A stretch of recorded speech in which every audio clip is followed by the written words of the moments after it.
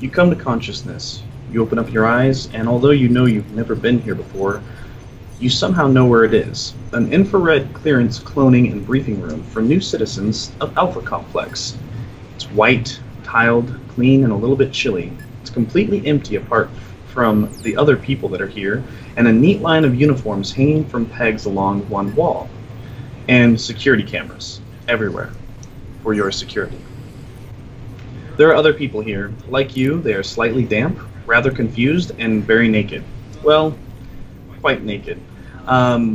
Just certain parts as you're looking around and glancing at the others, while you do get the impression that they're naked, it's kind of strange to look at because there are blurs and pixelations that are loaded in front of their naked bodies right in front of you. A black bar hovering, at the lower region of an elderly gentleman and things like that. So you realize as you glance down at yourself, you are also pixelated out because it is improper to look at yourself naked. As you're glancing around the room and looking at the other individuals, there's a slight flickering above each of their head, almost like a computer screen kind of coming to life for the first time. And above each of their heads, a name starts to appear. And so we're going to go around, we're going to introduce each other, starting with Bishop, and then we'll just go left to right. So go ahead and introduce yourself, brief physical description, and if you are on second clone numbers, memories start to flash back of how those clones died, and you can go ahead and let us know what experiences you've been through. My name is Bishop. That is, if I recall correctly, my last name. First name is yet to come. I am... What's your full name? Oh, Bishop IRXPR2. Is that right? About 5'5", dark features, dark long hair, dark brown eyes.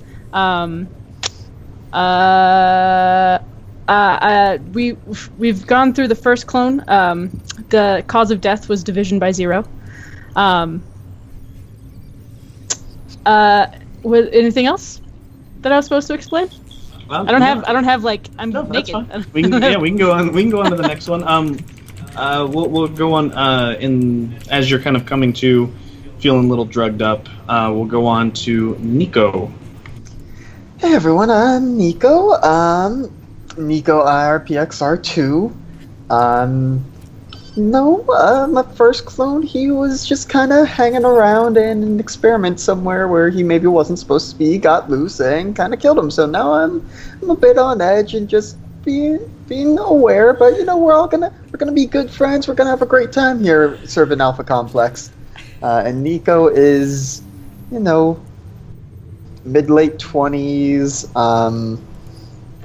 I guess where is that picture that I put in the Discord? It's that. So, little bit of groomed stubble, short brown hair. Yeah, it's not super athletic, but he's also not out of shape. This And guy Jim. uses his brain. Yep. Hi, my character is Gem IRPRX2. She's pretty cool.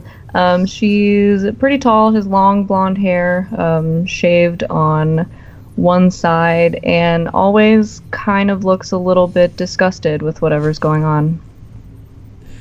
Best. Like it. Let's go with Sergey. Yes. My name is Sergey. I'm a spry young, 65 years old. I'm about 6 feet tall. I have a scar that runs across the left side of my face, and losing some hair up on top of the head, but otherwise looking to kick some butts and take some names here. The last thing I remember was cutting the red wire, and I won't make that mistake again. All right, and Avery. All right. right. I am Avery, IRPXR3. I am a woman. Wow, why is this so hard all of a sudden? I have blue hair, purple streak running through it. I am the third clone because the first one... What did I do? Sorry. The first one, someone threw a grenade at my head and I didn't move in time. And the second one tripped and fell on a broken chair and part of it impaled me, I think. So now, I'm still a little reckless, but I'm just here to serve friend computer. All right.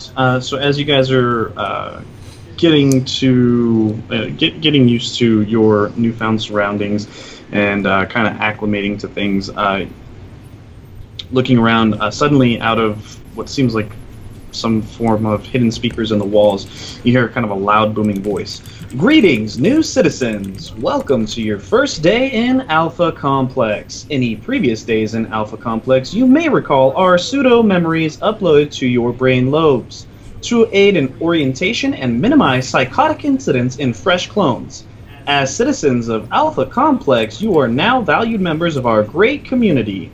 You will be given roles and tasks, some simple and some perilous, and your contributions will be rewarded with... All of a sudden there's this loud explosion in the distance, drowning out the rest of the sermon. The room shakes slightly, an alarm in the background, and then cuts out. A chunk of the roof in the ceiling falls and crashes onto a small, almost roughly like briefcase or toaster size robot that is going around the room and kind of cleaning up as it goes. This chunk of ceiling comes down and you see the bot kind of like zzz, zzz, zzz on the ground. It had been sitting kind of quietly off to the side just doing what it was doing, now is mostly mangled. There's a bit of a brief silence, and then in front of your eyes, in the air in front of you, bright red letters flash up that say, "Please stand by. Please stand by. Please stand by." And no matter where you turn your head, they just stick right in front of your eyes. After a few moments... well, is there anything that anyone wants to do in the meantime? Oop. I lost a span. Oh no. I think her Skype just quit. No. There it is. There she Is goes. there... Yeah, that works. So no, does anyone want to do anything? Is there somewhere to hide? Yeah, you could go ahead and find a place to hide. I would like to find a place to hide. How would you like to do that? I have some knowledge of the Alpha Complex, so I would probably use my brains in Alpha Complex to think if there's like a storage closet or if there is like a storage bay nearby where I can like get in a box and hide. Okay, go ahead and give me a node roll. Add up your brains and Alpha Complex if they're both positive.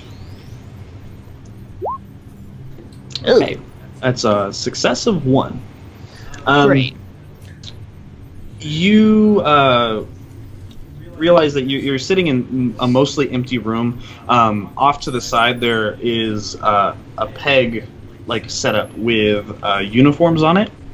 So you quickly go and stand behind the uniform. The rest of you in the room see Bishop literally just stand behind like a uniform and try and just like hide, but the feet are sticking out, and the name above her still is sticking out on either side of the uniform.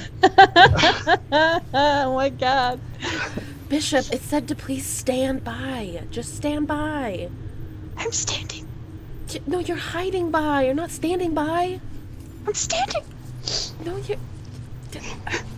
Bishop, I understand this is very scary right now, but if we just trust in front computer, I'm sure we'll be okay.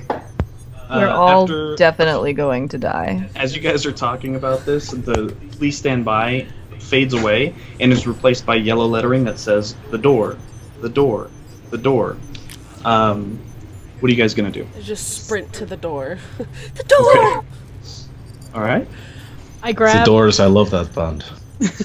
I grab the uniform I'm behind, and I run out with it. Okay. Okay. So as you guys, for Avery and Bishop heading towards the door, as you're standing there, suddenly the door opens up and you see a female walk in, and the name floating above her head is Roz R HYT2. Her eyes seem to be kind of like focused on something in front of her, and as she walks in, not even seeming to look at you. The first thing that you guys notice, and it almost seems like it jumps to the forefront of your brain, is that the jumpsuit that she's wearing is bright red, and you immediately know that this is someone with a red level clearance who is above you. And What since, color is the uniform that I'm holding, by the way? It's black. Okay, then I keep holding it. I don't want. And since she's red level and you are infrared, it means she's one level security clearance above you, and she can tell you what to do, and she immediately does. Get dressed, clone, she says. Alpha Complex needs you. We've had a full-on terrorist attack on the lowest level of the nearby sector, and it's all hands to the pump. You don't need the rest of the briefing. If you need to know anything, look it up in Alphapedia through your cerebral cortex implant. Everyone's got their CC running, right? Everyone can see my name? And she points up, and you can all see it. I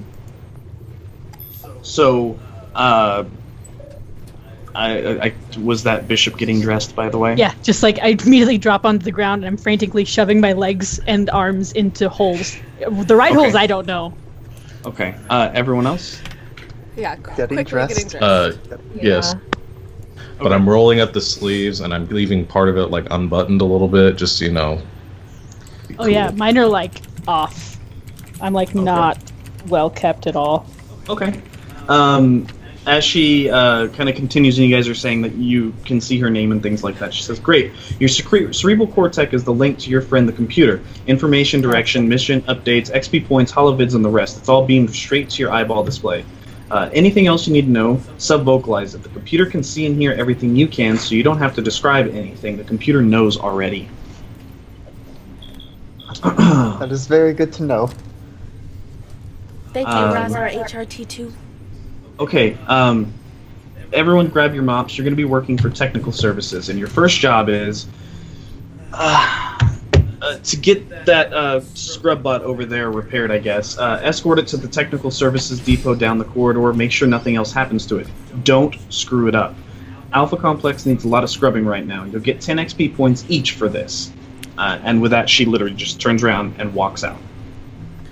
So, as you guys are looking, leaned up in the corner next to the scrub bot, there are 5 mops, and a now broken scrub bot that is kind of crushed underneath some ceiling tile. Great. Let's go take it. We have to Take deliver it? Well, we have to go Don't we deliver have- it. We have to clean it first, right? Well, we have to go get it fixed, don't we? I can fix it. You can fix it? I'm good at fixing things. We'll try to fix it. Can I try to fix it? Yeah. Let's see. So, how do you want to try and fix it? Can I identify what's wrong with it? Or does the computer know what's wrong with it? Because it knows everything. What's wrong with it? Here's all season. Depends. What do you want to do? Do I have tools? Are there tools nearby? You have an infrared jumpsuit, a mop, and a broken scrub bot. Do I know where tools are? Does anyone have tools? Does anyone see any tools? What do you want to do? You want to call the computer? Do you want to try and inspect it to see what's wrong with it, or do you want to try and fix it? I'll try to inspect it or first. all 3 of those. I'll try to inspect it first. How do you want to inspect it? Can I try visually, like, oh, this thing is clearly broken, or there's no battery, or... Yeah, sure. There was a scrub bot, and now it's almost folded in half with ceiling tile on top of it, and it's kind of whining at a loud pitch. Oh, no! It's broken. Oh, no! It's Now, broken if you in wanted the to, middle. like, literally, like, if you wanted to look into it more, what sort of skills do you have that would benefit you in this endeavor? I mean, I have mechanics and program. Okay, if you wanted to roll those, you can. That's what I'm gonna do. It's a pretty good roll, you guys. Let's see. Dang. Okay. And you don't have any negatives in that? No. Okay, so that's a success of 3. So you're looking at it, right? Mm-hmm. Let's see. I just want to double check. Sounds gonna make the difficulty. Okay. Yeah. So as you look at it, you do see that it is slowly like wheeling itself out from underneath the tile and trying to like continue on with its duties. So it's and every time it does, it is like where the cleaning rotors were have kind of been almost splintered into jagged barbs instead of cleaning rotors. They're all splintered up and broken, and it's making a bit of a really high-pitched whine as it's trying to move. So it just sounds like something's grinding in there, and it's just, and it's pretty jacked up. Oh no. I don't think I'm doing a very good job here. We might just need to take this in. I'm not sure. I don't want computer to get upset that I did something wrong. We should take it in. Does anyone else want to do anything? I can try to, because I'm pretty good at how things operate, take a look at it and see if I can try and minimize it doing any more damage to itself or the surroundings as we're taking it in. If you'd like, go ahead. What skill and stat are you going to be using? And again, this part, when you guys want to do something as the players, you're supposed to sell it to me. So it's a little bit different than D&D. So, So I'm going to try and use my brains to figure out how I can maybe get this to operate in a slightly alternative manner such that it will not be more detrimental than it currently is being. Okay. And what's that's the stat. What skill? Operate. Okay, go ahead. Okay, so that's I have brains 2 and operate +4, so I do node 6. Yep.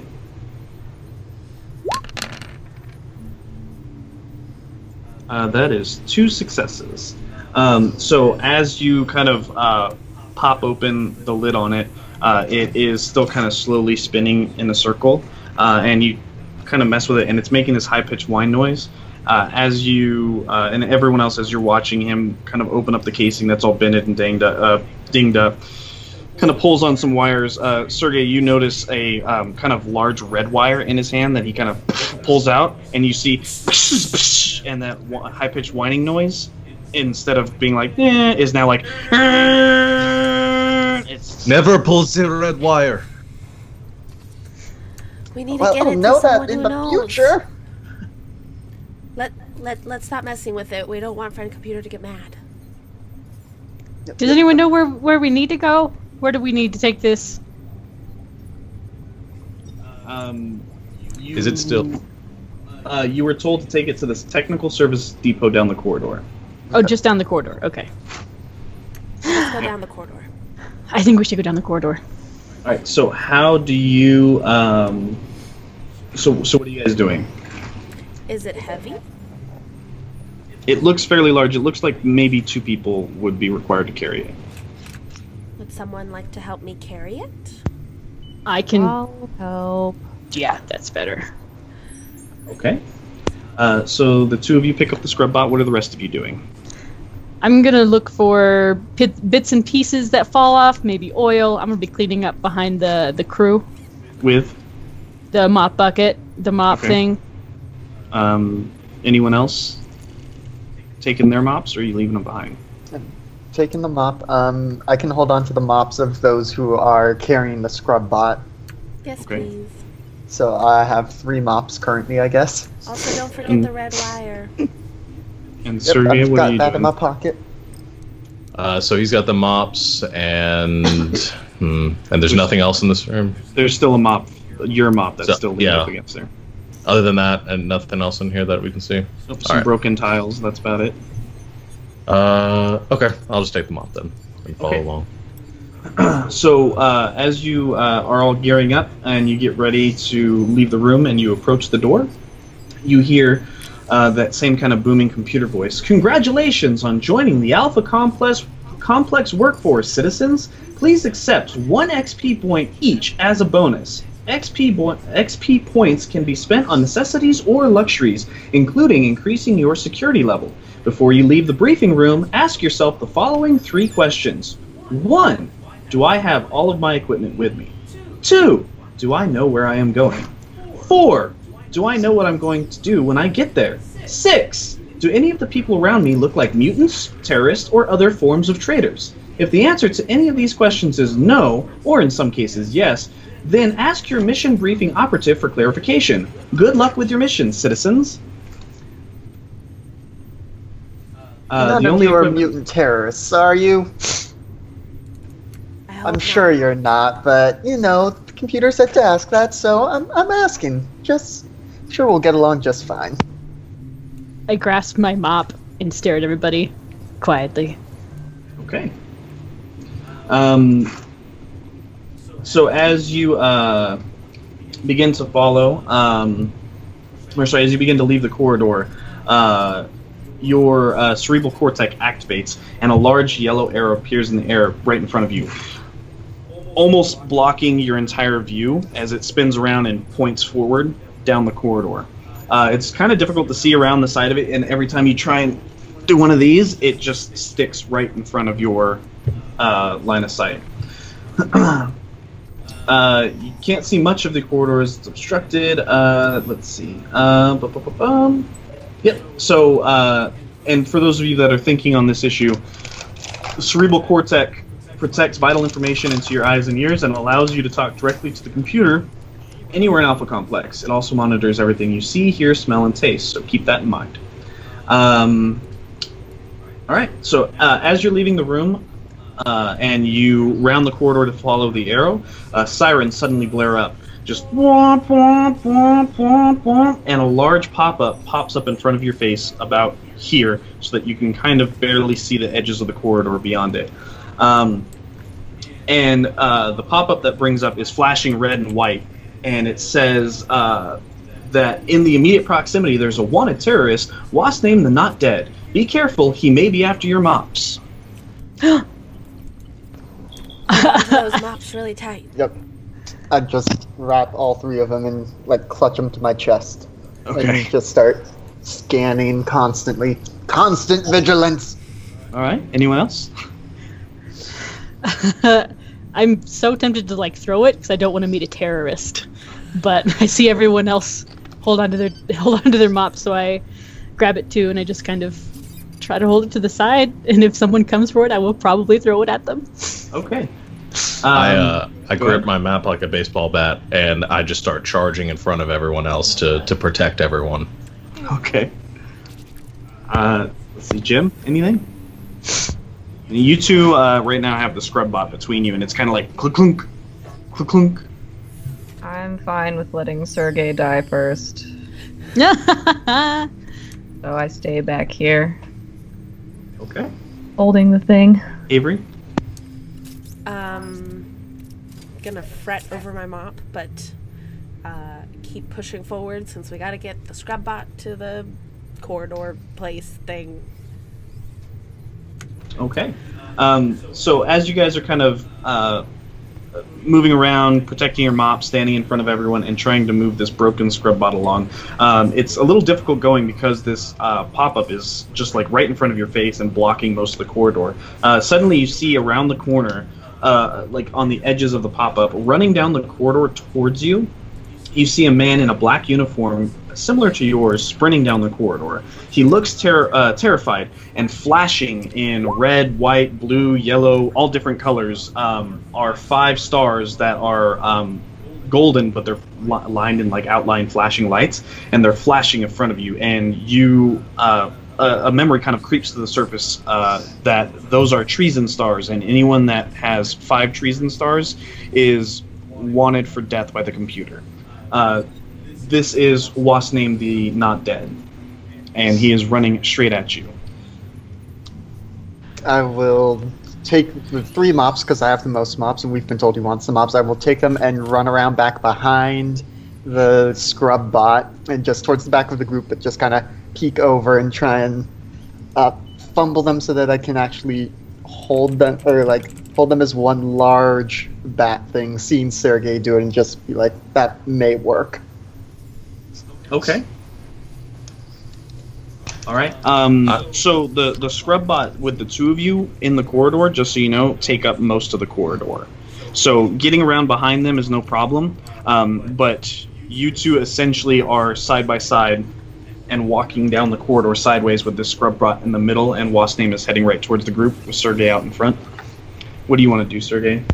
I guess as Friend Computer has deemed him worthy of treason, I'm going to continue to run straight at him with my mop and attempt to hit him with it. Okay. All right. So you're going to try and stop him? Yeah, I'd like to try to stop him by using my violent skill or my violent stat and melee. I assume this would count as a melee weapon. Yep. Go ahead and give me a node roll.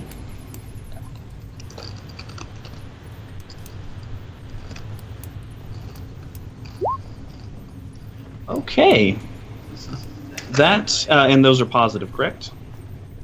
Yes. Yeah. Okay. Okay.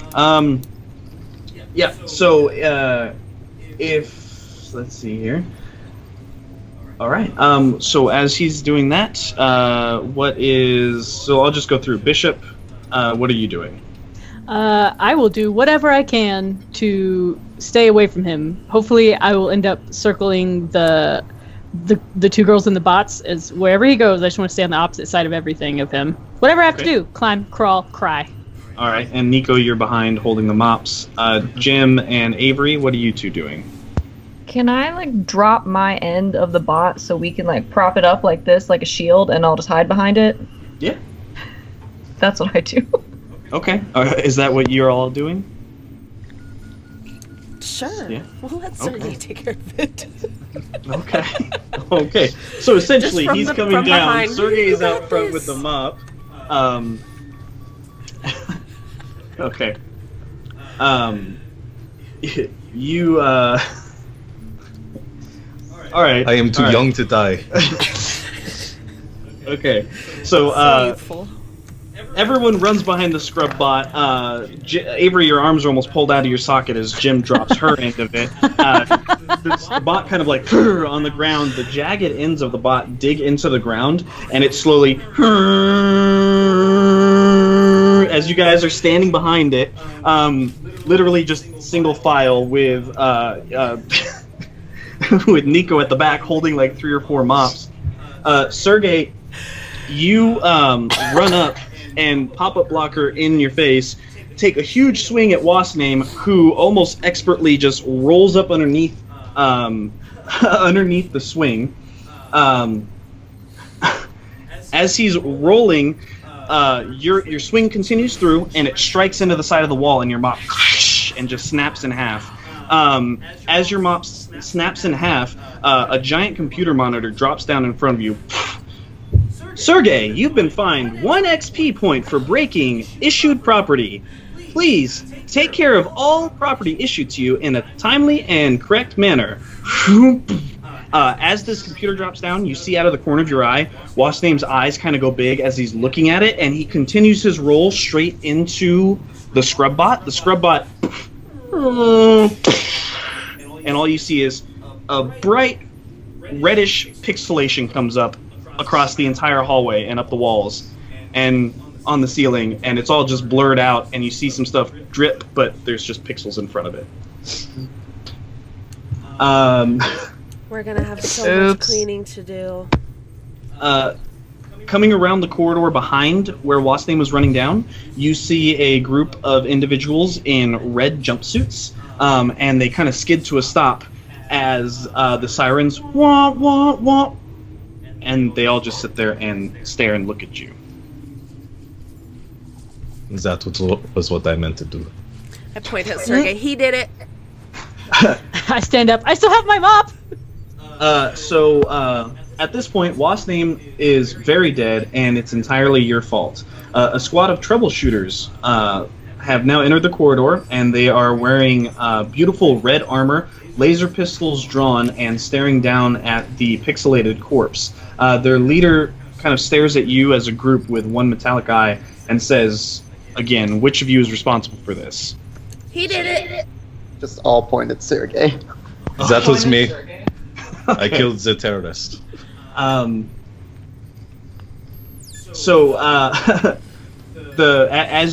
you guys kind of pointing the pistol, as you point at Sergey, and he turns the gun on you, and Sergey admits to doing it. He kind of glances at you, stops for a second, and says, friend computer, I'm arresting this infrared working party for the unauthorized termination of the notorious fleeing terrorist known as Wasnik. All of a sudden, the same computer module that you saw comes down and says, congratulations, infrared working party. You have aided Alpha Complex with your selfless act of quick thinking. One less terrorist is one more reason to sleep well tonight. Each of you receives 500 XP points immediately. This is enough to raise each of you to the red level. Well done.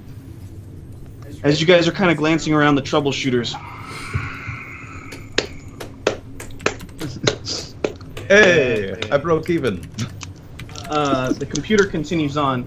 However, sensory feedback indicates the destruction of valuable Alpha Complex equipment, specifically a revised standard mop, as well as a now further damaged scrub bot and corridor. Infrared Working Party, each of you has 5 XP points deducted as a lesson in taking care of valuable items in your care. In recognition of your abilities, you are being reassigned to a new mission where there will be less chance of damage to equipment. Await new briefing details. Thank you.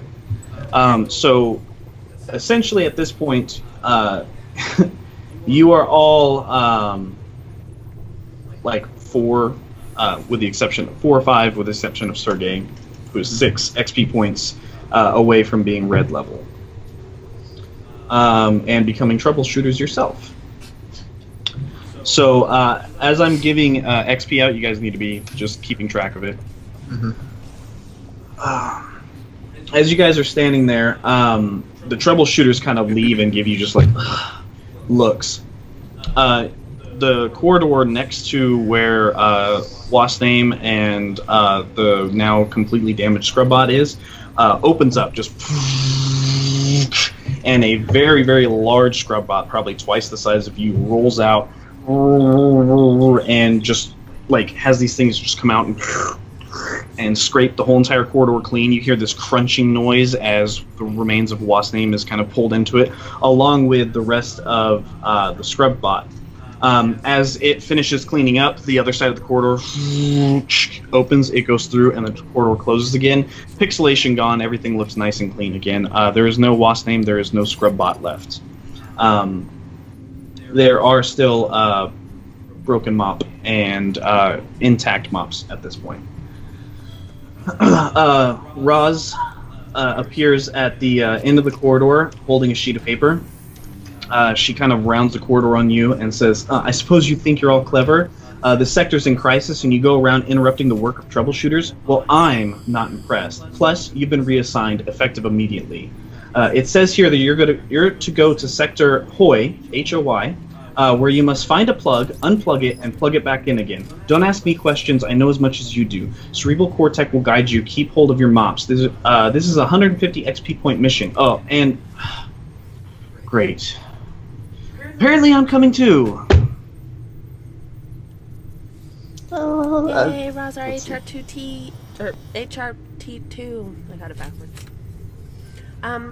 Where do we get red jumpsuits since we are now red? You are not red yet. You don't have enough experience points, seeing as you broke some equipment in the last encounter. Oh, okay. And for those of you that want to know, in the player's handbook, there is a section of things that you can purchase. You can find it somewhere in there. Let's see, XP points or better living through gamification, so like page 51-ish. And it talks about earning XP points, spending XP points, what you can spend them on, and where is it? On equipment. And it talks about all that stuff in there, including recovering Moxie and things like that.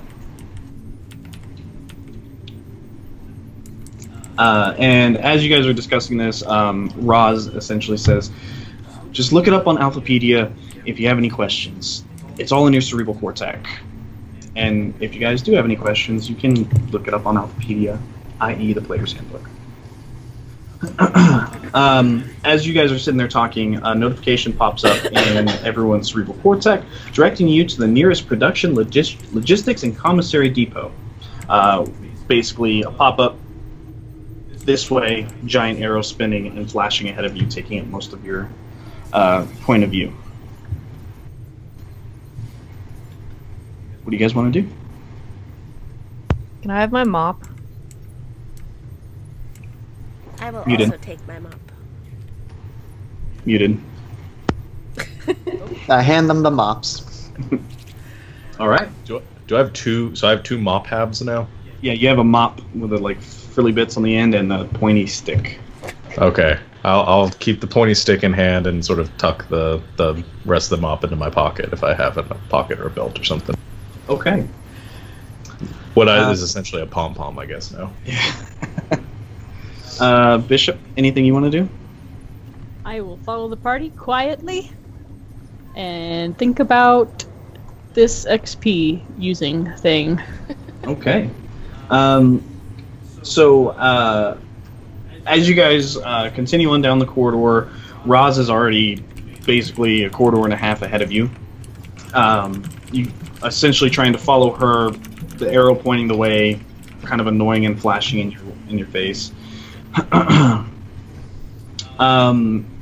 The production, logistics, and commissary is located directly next door to the technical services department that you were supposed to deliver the scrubbot to. PLC, your cerebral cortex, reminds you as you get there, is where you get mission critical equipment from. As you guys walk up, a very bored looking technician looks up at you. Infrared work party to Sector Hoy. That's Wait us. here. Wait here. As you guys are standing there, it's essentially just a wall in the corridor. It's almost flat. It doesn't protrude in or anything. And there's a cage that rolls down in front of it, and the person is kind of sitting behind the counter at the cage. They walk back. You hear them kind of shuffling through, some equipment falling over, things like that. And they walk back to the rest of the group. The technician begins putting boxes that have different labels on them on the counter to Roz. And as he does, kind of ticking them off of the checklist. The technician, as they're going through, looks at the checklist and says, crowbar, issued the last one an hour ago. Breathing apparatus, we're out. Jetpacks? Really? Kind of basically gives Roz a bit of a, long-winded look. Come on, get serious. Scrubbot, we were supposed to have one that came through from technical service, but there's been some sort of hitch. You've got mops. That'll basically do for Scrubbot. Sign here, please. Roz, signs up the paperwork. And takes one of the boxes that's on the counter, and on the side of it, it's labeled megaphone. She takes that, opens it up, and there's a megaphone with a handle that she clips onto her side. She looks at the rest of the equipment and goes, "Here, you three, take these three things, and clearly you can't be trusted with equipment, so you're not going to be getting anything." And so let's see here. I'm going to put these out, and this one here, and this one here. So the other three can randomly pick a card faster than anyone else. Go. Right click, take card. Okay. All right. How'd you both get one? That's impressive. Because I got the menu up before, so we may have a duplicate item. Yep. Stealing this card. Or rather, yeah, should. How did that work? There we go. I have to let you have it. Oh, is that it? Okay. I'm still learning the system. Yep, so there you go. And let me... How do I recall...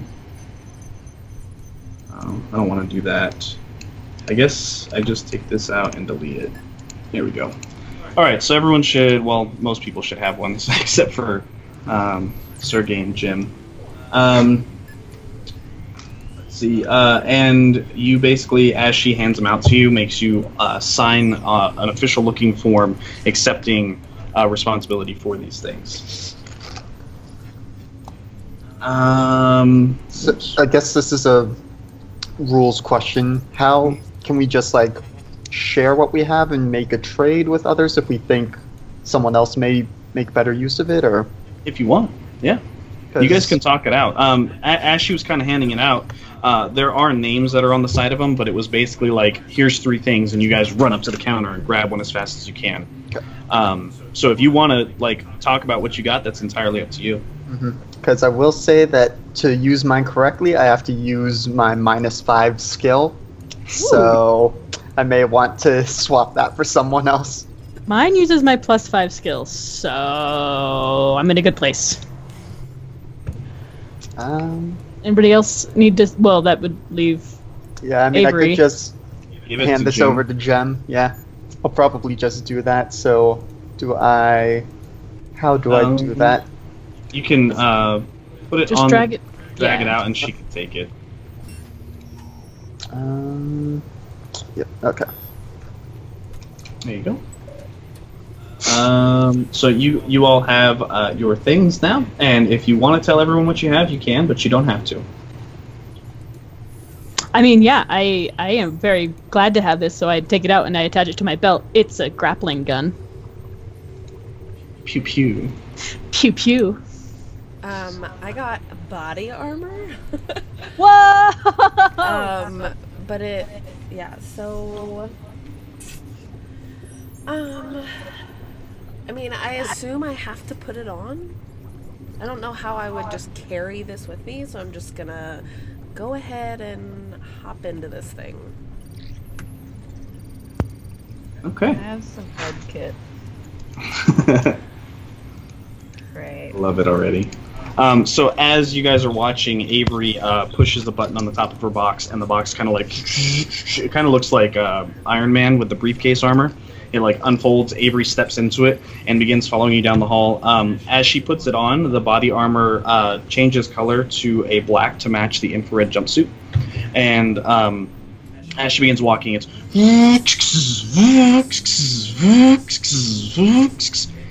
looks very clunky. It kind of leans to one side a little bit, but it looks like it would probably stop something.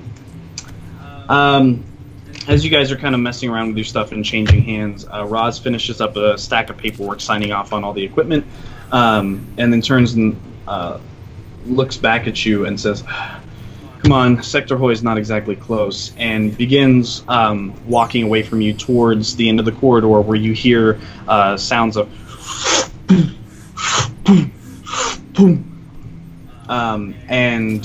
as you get near the end of the corridor, you see tubes all around the edge of the corridor that have basically turbo elevators in them, and they're just is there anything you guys want to do on the way? I want to see if we can accomplish this faster. Can I roll my... Wow, wrong computer. Come on. Wait, wrong computer. Wait, right computer. Alpha Complex to see if I can find a shortcut to get us to where we need to go. Sure.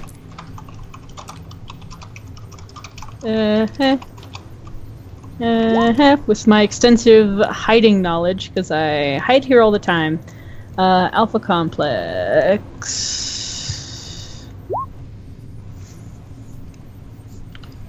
Let me take a look here.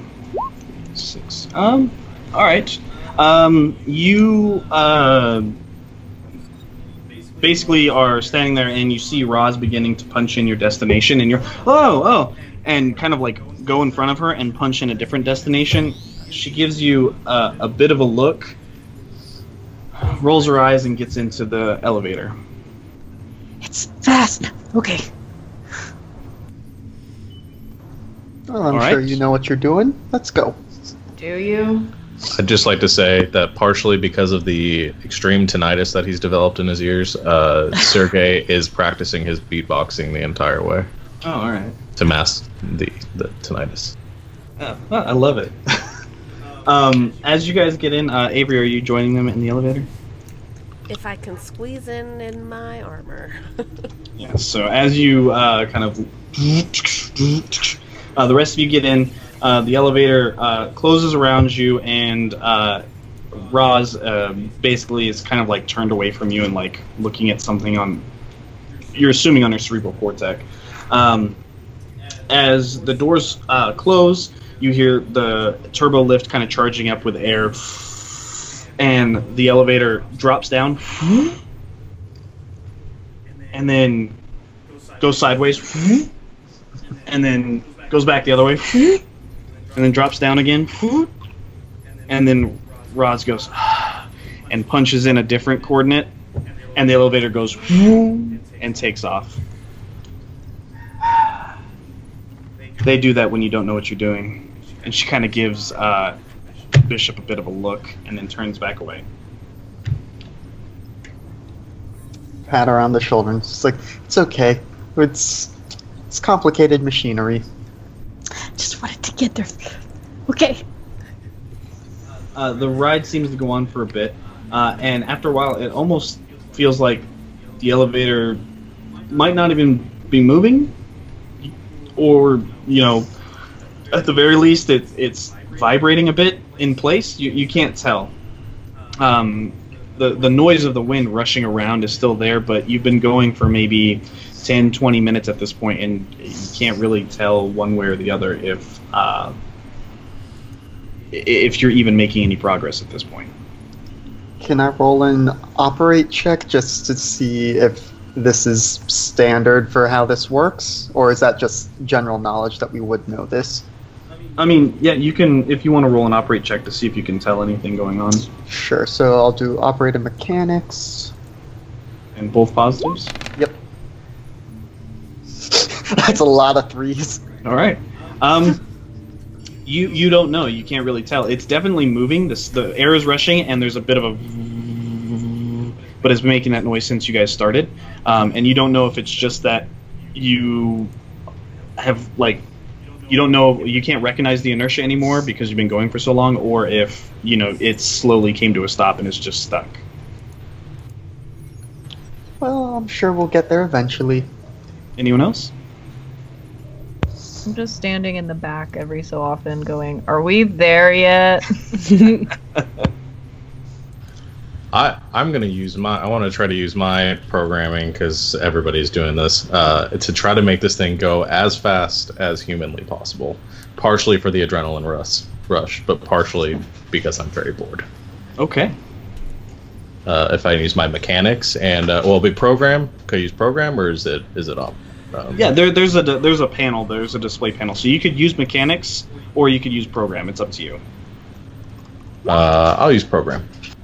Okay.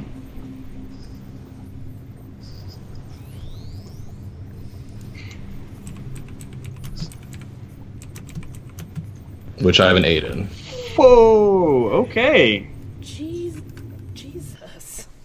Okay. Oh no! Our internet just went out. Did it? Our We power can I broke still... Oh, our power went out. Yeah, you guys are still here. What? But they have the UPS thing. No, the Oh, but The our power's- modem isn't connected to that. Well, then why did the swamp cooler just swamp turn off? cooler is still on. I heard something. I The swear. lights are Ghost still on, internet. too. I know. Wasn't there like a weird surge? Was that just me? No, that was just you. I'm What did I that just good. see? I don't know. I don't We can know. watch the video when we go back. Tripping. Sorry. Yeah, you're good. So, You're good. so that's a success of 4, which is pretty awesome. You go over to the panel and you begin punching in a couple things, and Roz kind of looks over your shoulder and is like, and then all of a sudden the elevator and takes off, and the rest of you are almost kind of like slammed down a little bit as it's kind of going twice as fast. You can't tell if it was stuck or if you've just made it go faster now.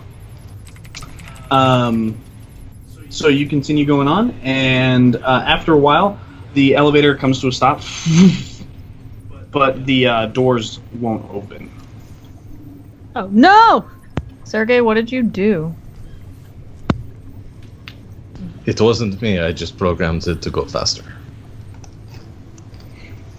I can break it open though. No, let's not break anything anymore. We've already gotten in Already enough set trouble an for breaking elevator. things open. No, Not this in is enough true. trouble because you broke something, Yeah. Sergey. I can go try and operate the interface to find the force open door command, maybe. If you guys want. It's up to you. You're sitting in the elevator. It's clearly stopped. There's no more vibration. The pneumatics have died down, and the doors are just sitting there, not open. Yeah. Okay, so I would like to use my mechanics and operate to either find the command on the interface or find some physical redundancy backup thing. Yeah, as you go to the interface, there's a button at the very bottom. It literally says door override on it. So I don't even need to do a node roll for this, or... Okay. So I go and I push that button. Okay, so as the doors slide open, they kind of do so with like a... And for half a second, it looks like the floor has stopped about halfway down in between two floors. And it looks like you are basically looking down the top of a red carpet that is like at almost at eye height. As you take a half second, though, you realize that the red carpet is kind of coming towards you, and it's as the floor slowly, in like a wave, this viscous red fluid that is flooded the corridor begins to cascade into the elevator, covering you essentially up to your waist. It smells a little bit like strawberries. And outside the elevator, the huge lobby area where all these pneumatic elevators are is completely covered in this stuff, about waist to chest height, depending on where you're at, because the whole floor is in this like viscous kind of sea of red. As the doors open up, the guiding arrow in front of you is pointing straight ahead, and on the arrow it says, "Welcome to Sector Hoi. Please reach subsector K15." And it's spinning in front of you, pointing out into the sea of viscous red material. Shoot. I think we will need a bigger mop. Yes, well, let's get out of the elevator first before it floods and we all drown. So, Yeah. I like to push my broom in through the hole and then follow myself up. Army crawl to the hole. Okay. So essentially, Or not, the my mop. elevator stopped at the right height. It just, as you guys opened the door, there was like this floor that slowly washed in towards you. So you're at the right height, but now you're standing about waist to chest Okay, never deep mind. in this like thick strawberry-smelling sludge. Then I'll just wade through it. I'll keep my broom high though. I mean my mop high. Okay. Anyone else? Yeah, just I'll try go to after sludge through in my armor. Okay. Can we tell what the stuff looks like? Yeah. How do you want to tell? It looks like, for what you're seeing, is essentially like a really highly viscous liquid that's almost completely red, and it moves very slowly, and smells like strawberries. So how do you want to investigate it? I know how I don't want to investigate it, but Sergey is going to just taste a little bit of it. Okay. So you kind of swoop it up and taste it, and your brain is immediately filled with the memory of your favorite childhood treat, even though you never had a childhood. And the substance that you're tasting is red dessert topping, number 3. Oh, this is pretty good. Why don't you just eat it all and then we don't have to clean it up? I'm just going to start eating handfuls of it as we go. So you're as you guys are kind of slugging through, it's pretty difficult. I mean, imagine if you were trying to walk through a pool of chocolate syrup, and just like, I mean, it's everywhere. It's soaking into your jumpsuit. It's all over the place. As you're walking through, I don't know who that is. As you're walking through, you are seeing bits of furniture that are kind of floating, half immersed in it. There's a table. There's what looks like a dresser at some point. A filing cabinet is kind of just like stuck and slowly floating through this. And everything looks like it's moving in slow motion, kind of like banging into each other. And this viscous fluid is kind of making slow waves throughout the entire sector. Just at some point as we're going along, I'm going to duck down such that I'm covered up to, I guess, maybe my neck, so that the red liquid has completely covered my uniform at some point. Okay. All right. So you want to... Yeah. Okay. So you go ahead and do that. As you're kind of walking through this, you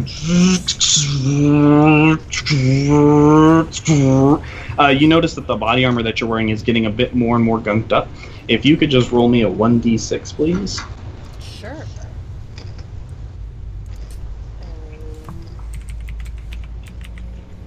If I can type correctly. All right. It seems like it's slow going, but for the most part, the armor seems to be holding up. It does feel like some of the parts are moving slower as you see the gunk, this red dessert liquid, starting to build up on certain parts and get heated up and kind of gum up a little bit. You figure it's probably not the best thing for the equipment. All right.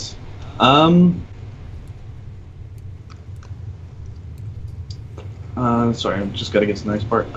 Is there anything that you guys want to do while you're wading through this area, other than dyeing your clothes? I just want to get to where we need to be quickly, and I can't think of a way to do that any quicker. I'm not gonna look for another shortcut, that's for sure. Just 1 second. I'm getting a call.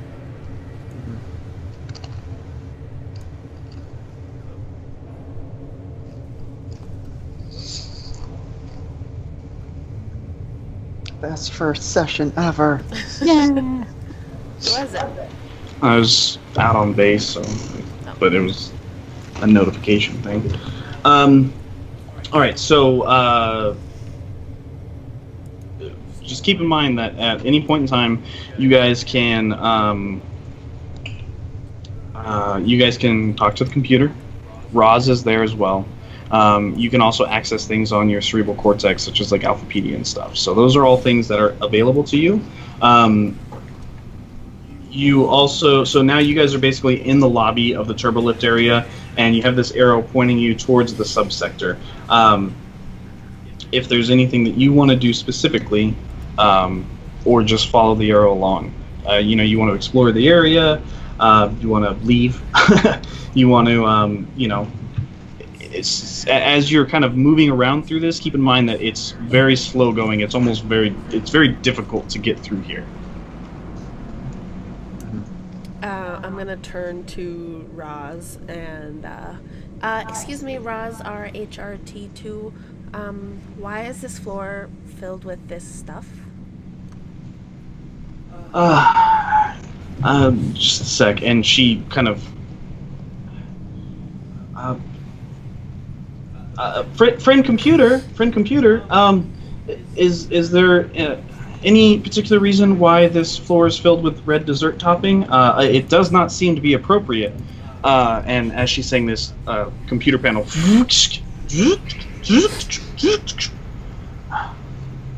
Terrorist action has breached a massive vat of red dessert topping in Sector Hoi. Please address the situation appropriately and continue on with your mission. And goes back up. So a terrorist did this? That is what friend computer said. We have to unplug something and plug it back in. Is it gonna get rid of all this? We have to continue on with our mission as best as possible. We do know that there are terrorists in the vicinity, so we need to address that if we can. I suggest that we continue on as fast as we can, so as to get in the best graces with Fin Computer as possible. I agree. Let's follow the arrows. Okay. Rest of you? Good.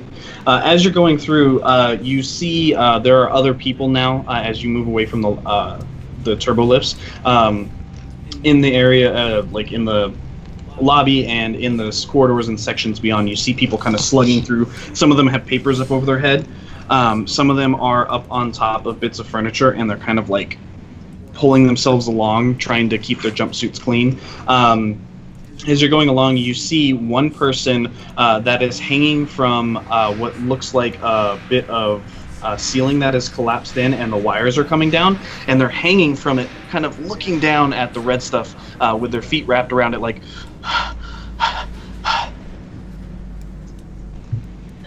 Is it a man or a woman? It's a what appears to be a male. Do they have a Excuse me, name? sir? above it? Oh. Oh, Yeah, that's sorry. a good question. Yeah, no That's problem. a great question. The name above their head is Al-R-G-GEE-6.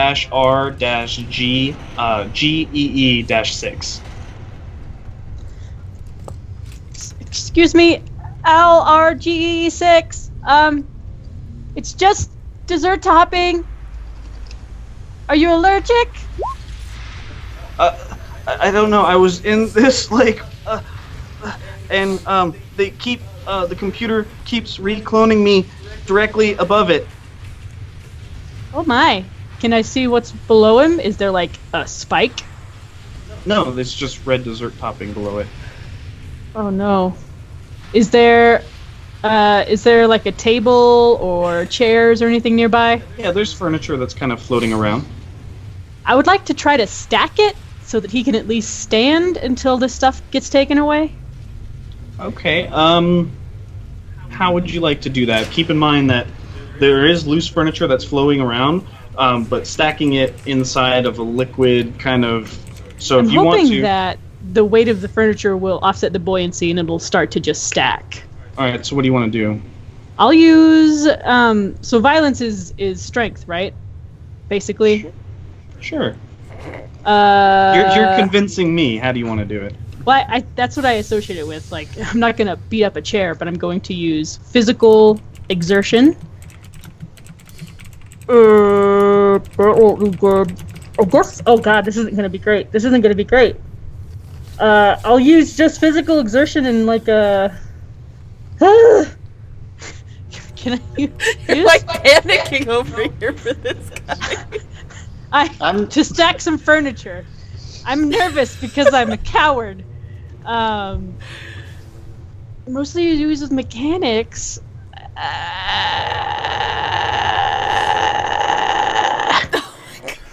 I'm sorry. I mean Alpha Complex. Like I'll use my knowledge of the what I know of the furniture that belongs in Alpha Complex to see the heaviest stuff that I can stack together.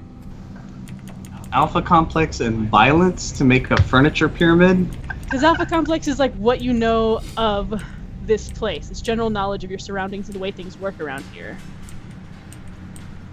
I'd say you could use Alpha Complex to know which types of furniture are heavier than the other, but I'm going to say that you have to use something other than violence in order to stack it. I'll use mechanics, like mechanical That'll work. knowledge? That'll okay. work. All right. Okay. That would be Alpha Complex and mechanics. All right. So you go ahead and you stack up all these different stacks of furniture, and Allergy 6 is up on the top, kind of shaking. And as you get the thing all situated, it looks really sturdy. It's not going anywhere, and you're... Thank you. And slowly lets go and stands on it, and the whole entire thing just... No! pitches to the side, and you see Allergy 6 scream as he lands in it, comes up, and looks completely fine. Huh? And it's just... and then you slowly see the hands start to swell, and the face slowly get fatter and fatter. And then... a giant black bar falls in front of him as there's a sound. You I'm killed not gonna do him. anything anymore. I'm not gonna do anything anymore. I'm not gonna do anything anymore. As you're kind of die standing anyway. there, the black bar is still sitting there. You hear a scrub bot kind of, and you can see it coming through the red liquid, mostly covered up, as it goes behind the black box, and there's a slurping sound as part of the red liquid that you're standing in goes down into it. And then, as it fills back in, and the scrub bot moves on, and the computer comes down and says, "I'm sorry, you have used your last clone. Please be more careful with Alpha Complex resources in the future. Thank you." And then the computer goes back up. You killed him. For good. Well, at least it cleared out some of the red dessert topping, even though it seemed to come back right away. But hey, slightly less to clean up in the future. Let's just go That was plug really something cool. in. Poor Let's just go plug- LRGEE6. Let's just go plug something in. Let's just We go have to do our unplug job. it and then plug it in. Let's just go do our job. I said let's go follow the arrows. Let's just follow the arrows. Goodbye, LRGEE6. All right. Is there anything else you want to do? Cry. Just cry. Okay. Bishop, it's okay. We all die in the end. I love Jim. Jim's the guy. So as you guys are standing there, Ra's like infrareds and begins walking down the corridor. As you move out of the lobby, further down the passage in the direction of the glowing arrow, away from the kind of like larger open areas around you, most of this portion of the flooded sector seems deserted. Going like as you're going along, it's very, very slow going, and the red fluid kind of, like I said, making slight waves against the sides of the corridor walls. Most of the doors that you come across are closed and sealed shut, similar to how the elevator doors were closed, trying to keep this stuff out. Most of the ones that aren't closed you can see into are pretty ordinary rooms, and the contents inside, the furniture and whatever small possessions inside, are kind of flowing out. As you're going through, you don't see many people, but you do see what looks like some sort of dormitory, and it has a red line around the outside of it, indicating to you it's a red level dormitory. You see another door that's open, and above it it says red level troubleshooter break room. And you pass along, and you find another like similar in as you're going through. You see a what looks like a mostly closed up production logistics. It says Hoy Sector Production Logistics and Commissary Office, similar to the one that you were in PXR Sector. And then you also see another symbol that indicates a water closet, restroom facility that you pass by. So if these are just kind of things that as you're following the arrow, they're kind of off to either side. Is there anything that you want to do, or do you want to just keep following the arrow?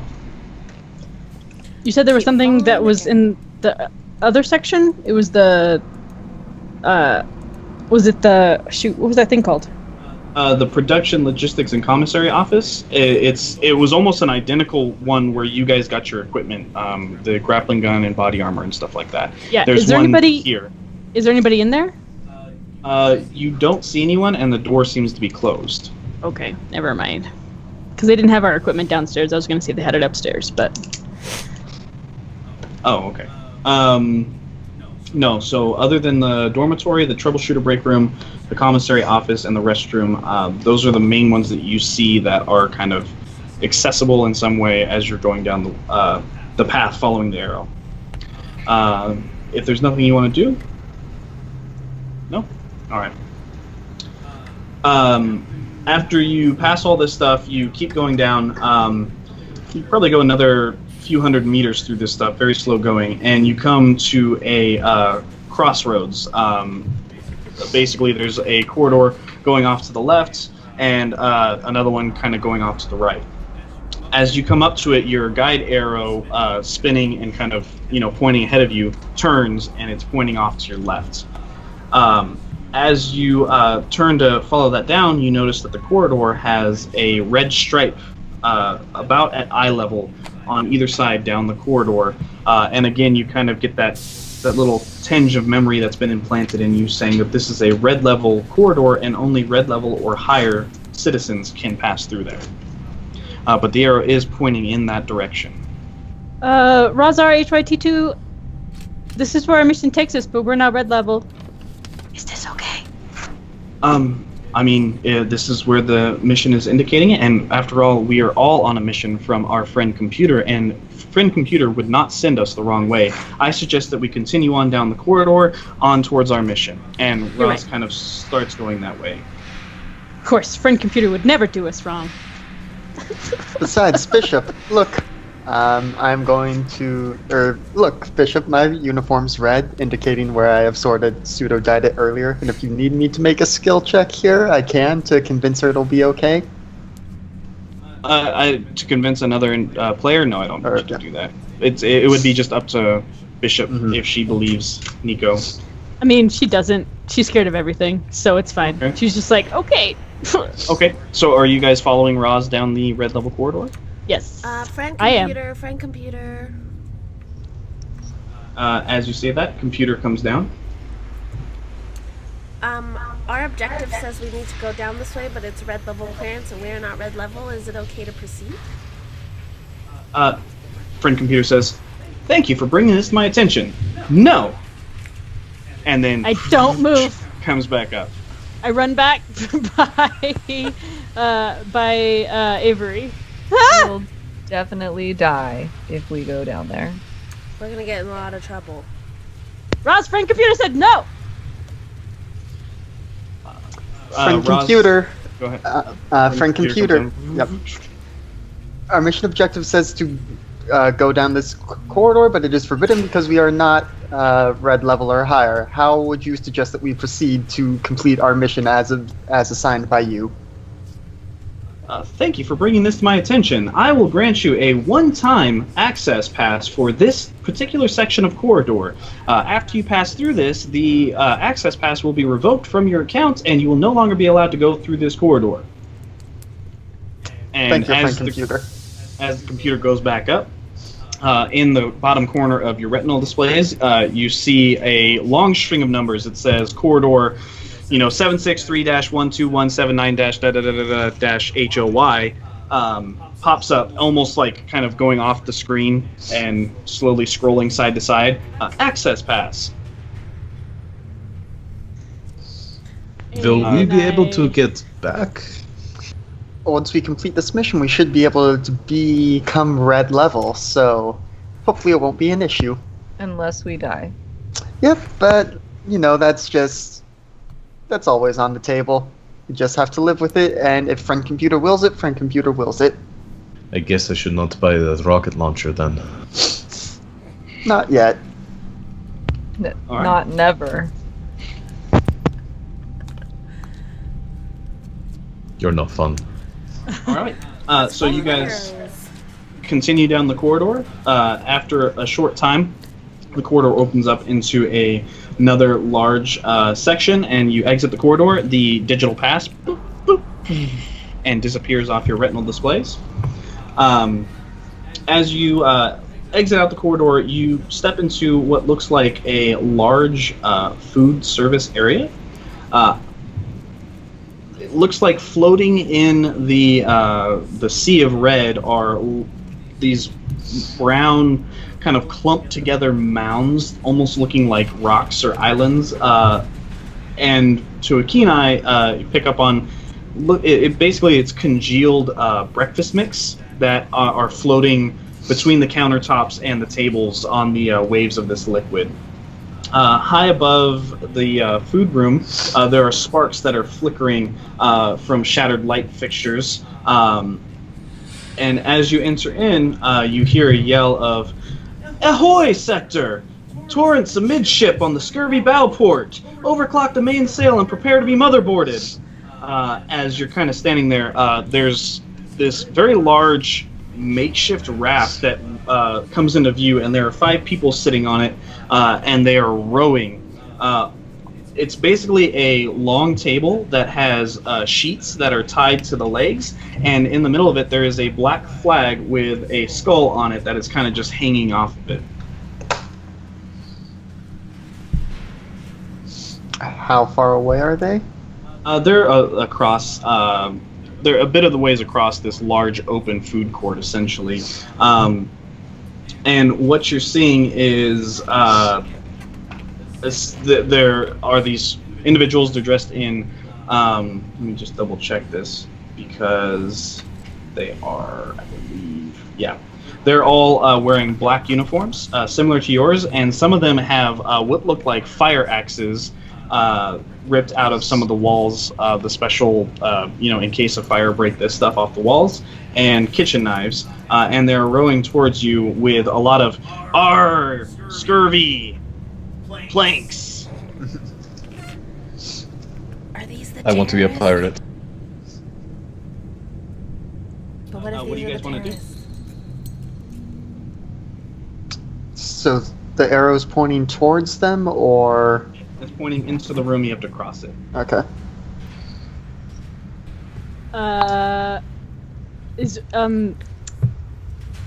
Is there like a anything that's like a second level up here? Is this all just like one level It's of like room? a huge vaulted ceiling.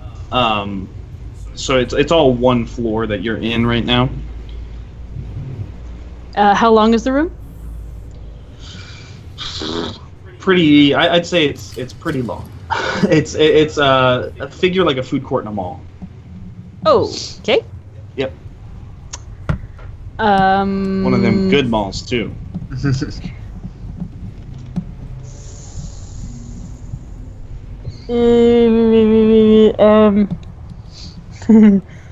Let's see. And we're in like we're like in a food court. We're like in a kitchen area.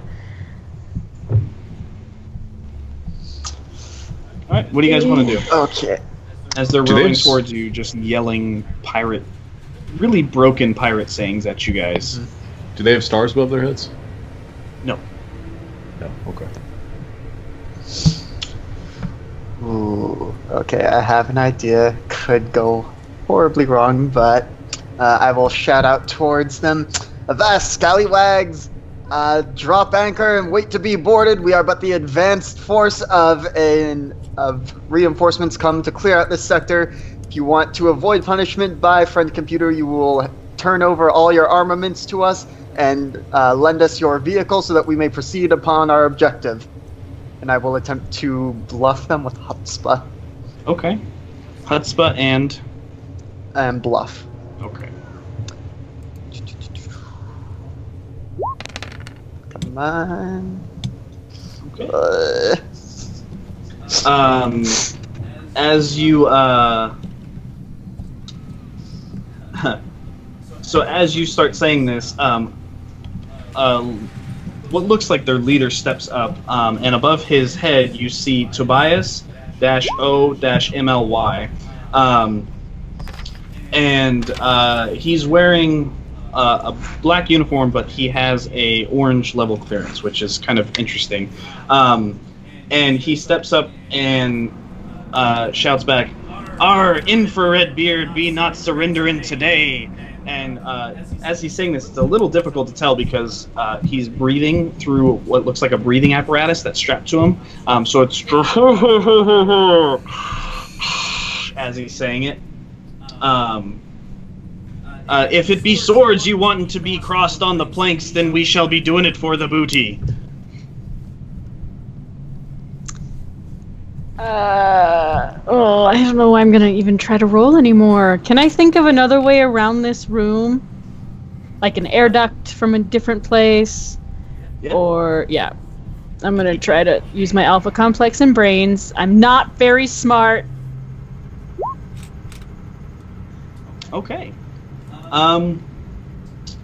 Yeah, you know that there is another, like, the corridor that you want to go to is on the other side of the room, but you know that off to the left, which is kind of away from the direction they're coming, there is a corridor that goes down and the other direction.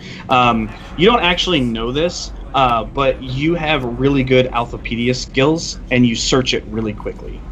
Yeah, that's really more likely. Mm-hmm. I would like to just let the party know, guys, this isn't like last time. I really know another way to get to where we need to go. And I take my broom and I run away down the hallway. Okay. As you are running Yeah. down the hallway, you see the infrared beard point at you, and they begin rowing towards you. Essentially, you're walking at a snail's pace, and they are very slowly moving faster than you. Yeah. So they're slowly catching up, and it looks like they might catch up to you before you get out of the corridor. Okay. What does Jim want to do? Jim's panicking a little bit because I'm certain we're going to die now. I would like to... Oh, God. Okay, I'll come out and, like, try to get in front of them and get their attention. Okay. Away from my foul bishop, who is so sadly running away. And I just start... I'll start yelling at them and telling them that if they don't stop their boat right now, that we pirate people are on a classified mission from Friend Computer, and if you lay a hand on any of us, it will mean instant death for all of you. And I'm going to try to bluff them. Okay, go ahead. So good.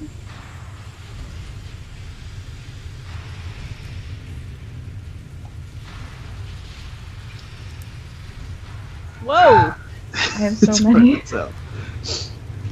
As you jump out in front of them and begin waving your hands at them, they're a little taken back, and they, weigh the anchors! How much do they weigh? And just yelling nonsense, essentially.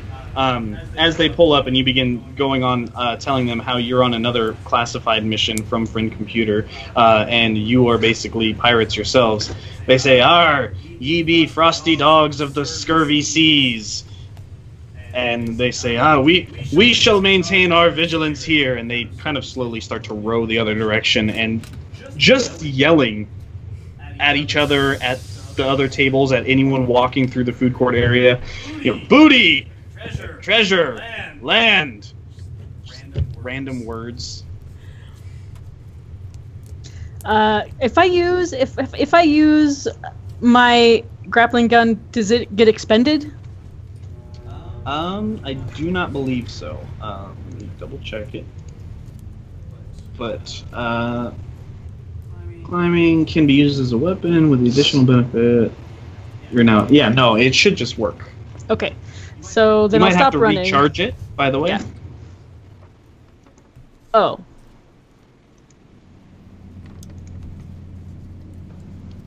Does that say it somewhere?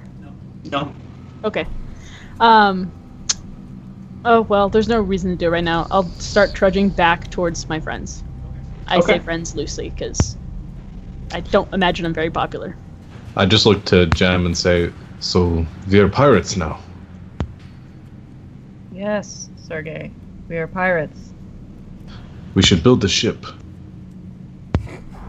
Maybe after we get out of the goo.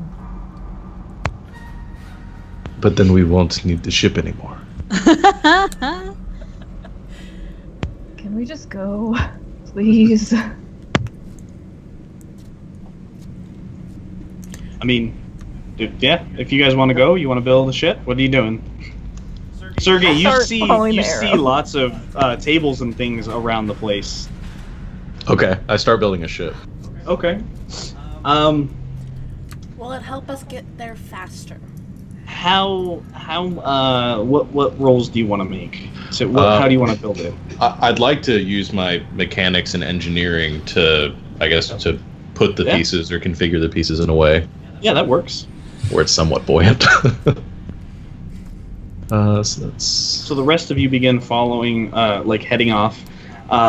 Sergey begins grabbing a couple things here and there. Roz kind of looks at one group and then looks back at Sergey, and then looks back at one group and looks at Sergey. And then Sergey starts lashing a couple things together and kind of testing it. And Roz goes over towards Sergey and starts holding pieces in place so that he can lash them together better. Eventually, you get a passable craft. You saw what they were working with, and you basically get a table and some filing cabinets that are just kind of floating through there for outriggers, and find a bit of tubing that came off of one of the pieces of equipment, tie them together, and you get this raft that looks like it'll work, and you can paddle through. And you seem to have no problem catching up to the rest of the group, with Roz sitting there not helping you paddle at all. And I start yelling some of the pirate things I saw the rest of them yelling. That's basically the worst approximation. If you watched a pirate movie that half of the audio dropped in and the subtitles were in another language, that would be the approximate pirate knowledge that you have. Yo-yos and rum. Yeah. And across the food court, very, very distantly, you hear, "Ah!"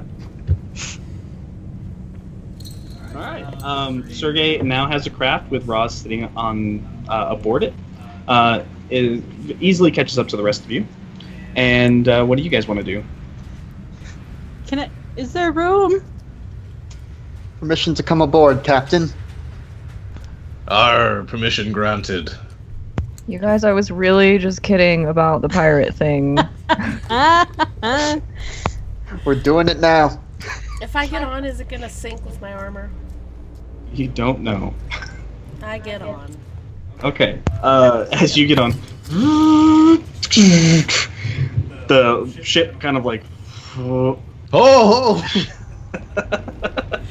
it's not sinking, but it is definitely listing. Just I'll scooch to the middle and lay as flat as I can get.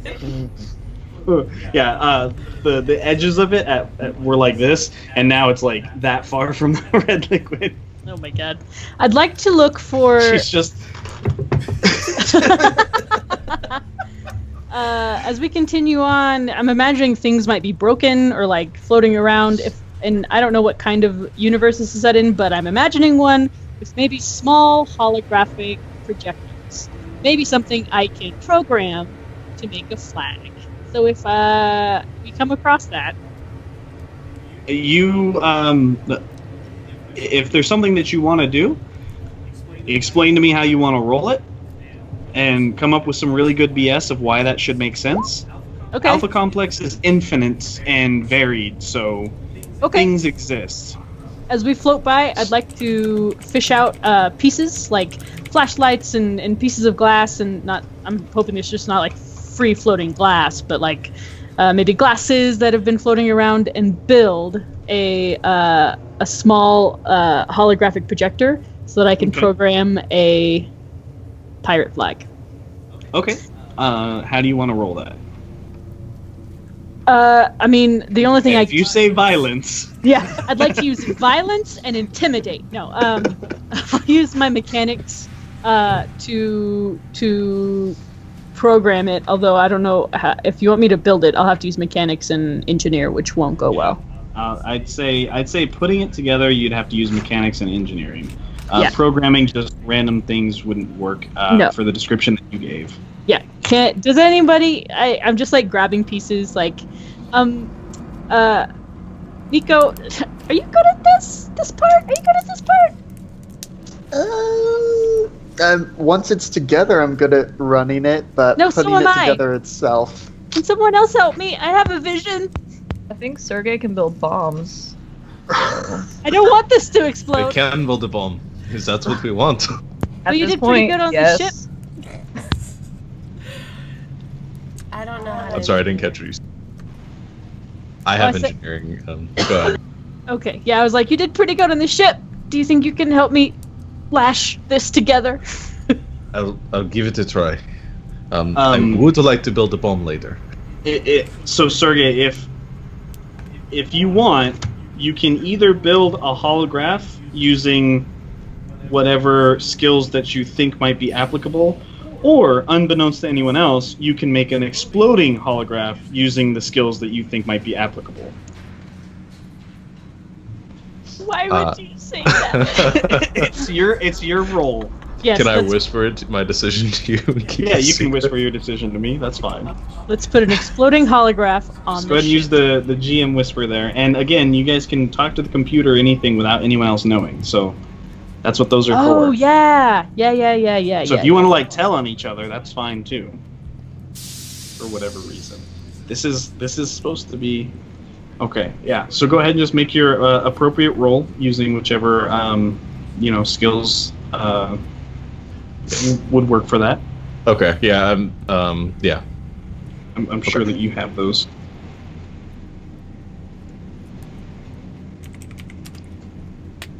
I'm gonna whisper something else. You just ask a quick question. Yeah, no problem. What is everyone else doing at this time? Are you guys just paddling along? Yep. Yep, that's fine. I'm not helping. Okay. So, one person's paddling.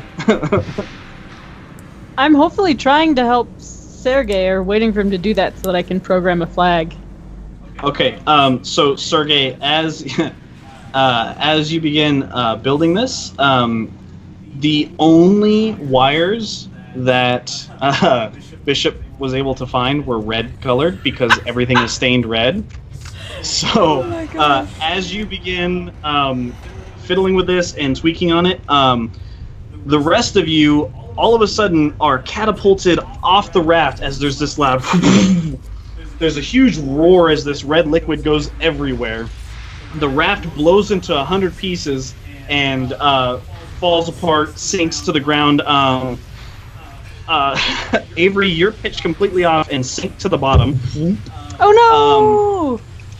Everyone else except for Avery that was on the raft is now hurt. Sergey, there's a bright flash, and then suddenly the next thing you remember is a whirring noise as a 3D printer builds another Sergey in the middle of the corridor, and you drop into the red liquid. You go up a clone. That's amazing. I was only trying to build the holograph. I don't know what happened. Oh no. The raft is now destroyed, by the way.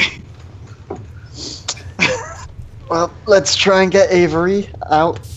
Or is she able to stand on her own? I mean, it would probably take you some time, but yeah, you could stand up. Yeah. Well, Sergey, I'm sure you'll build it properly next time. Although for Avery, go ahead and roll me a 1d6.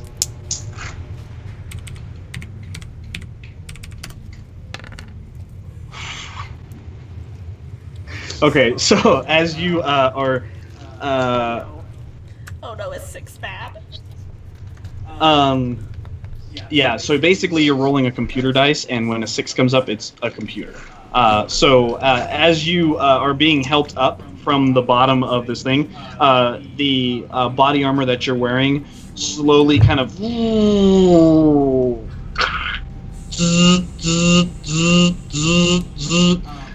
and all you see is equipment malfunction. Use manual escape hatch, or manual escape latch on the back of armor. I comply. Okay, so as you try and use the manual latch, you realize that you're frozen in place and you can't undo it. Is Nico not down there helping? Yu's helping her up, but now she's frozen in place, and Nico's not getting a display. Only Avery is. Can I speak? You're currently like halfway out of the stuff, so you have like red liquid that's about an inch or so in front of you. Nico, it's locked in place. Yep. Is anyone strong and we can lift her up? I'm violent. No. I'd like to be violent. As you guys are doing this, Bishop says, "I have violence." Suddenly, the computer comes down. Hi, Hi, I have been reported to as having heard of treasonous activity in this sector. Please, Please notify me of which individual was treasonous. Alpha Complex equipment has been damaged. I mean, the suit has stopped working, but it wasn't intentional. Reports of explosive devices have been implemented in this area. The reports say that Sergei IRPXR-2 was responsible for this. Going over my records, there is no Sergei IR-PXR-2 in this corridor. I'm going to have to say that this is a falsified statement wasting the computer's time. Please take 1 treason star, and please do not waste my time further. Thank you. And for those of you that this is applicable to, you see in the bottom corner of your display, blink, a little treason star pop up. Wait, so that means I don't get a treason star because I haven't been assembled yet? You are not Sergei-IR-PXR-2. You are Sergei-IR-PXR-3. You are a completely new person. Oh, gotcha. Wait, so With- all of us except Sergey get one, or No, just the Oh, person I that get- sent the Gotcha. report. Yep. They The know who they are. backstabbing has begun. sent it? They know who they are. That's funny. Okay. Sorry, I'm just taking notes. Yep, so Avery, you are still stuck. You cannot talk. You cannot move. Nico is trying to help you up, has called for help, saying that she is stuck. Can I hack her suit Yeah. using mechanics and program? Yep, you can certainly try. Please don't blow me up. I'm gonna try. Okay, yeah, so you come up and you kind of go over the suit and you're trying to figure out which thing, and you see a giant red lever on the back of it that is kind of flashing and pulsing, and it opens up and falls apart as Avery, you up to the top at the very last second get some fresh air in your lungs.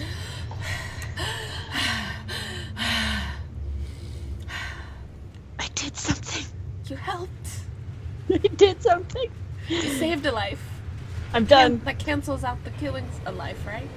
I'm done. Going home. Okay, so we what do you guys continue want to do forward? now? Okay, so the body armor is now just kind of fallen apart, Yeah, or it's what? frozen in place. Okay, can I... It seems pretty obvious that it's ceased to function because it's gotten all gunked up. Yep. Can I attempt to use my knowledge of how it might operate and like where the joints need to be cleaned out for it to start working again, to just Yep. take a little bit to try and clean it out? Yep. So brains and operate. Yeah, that works.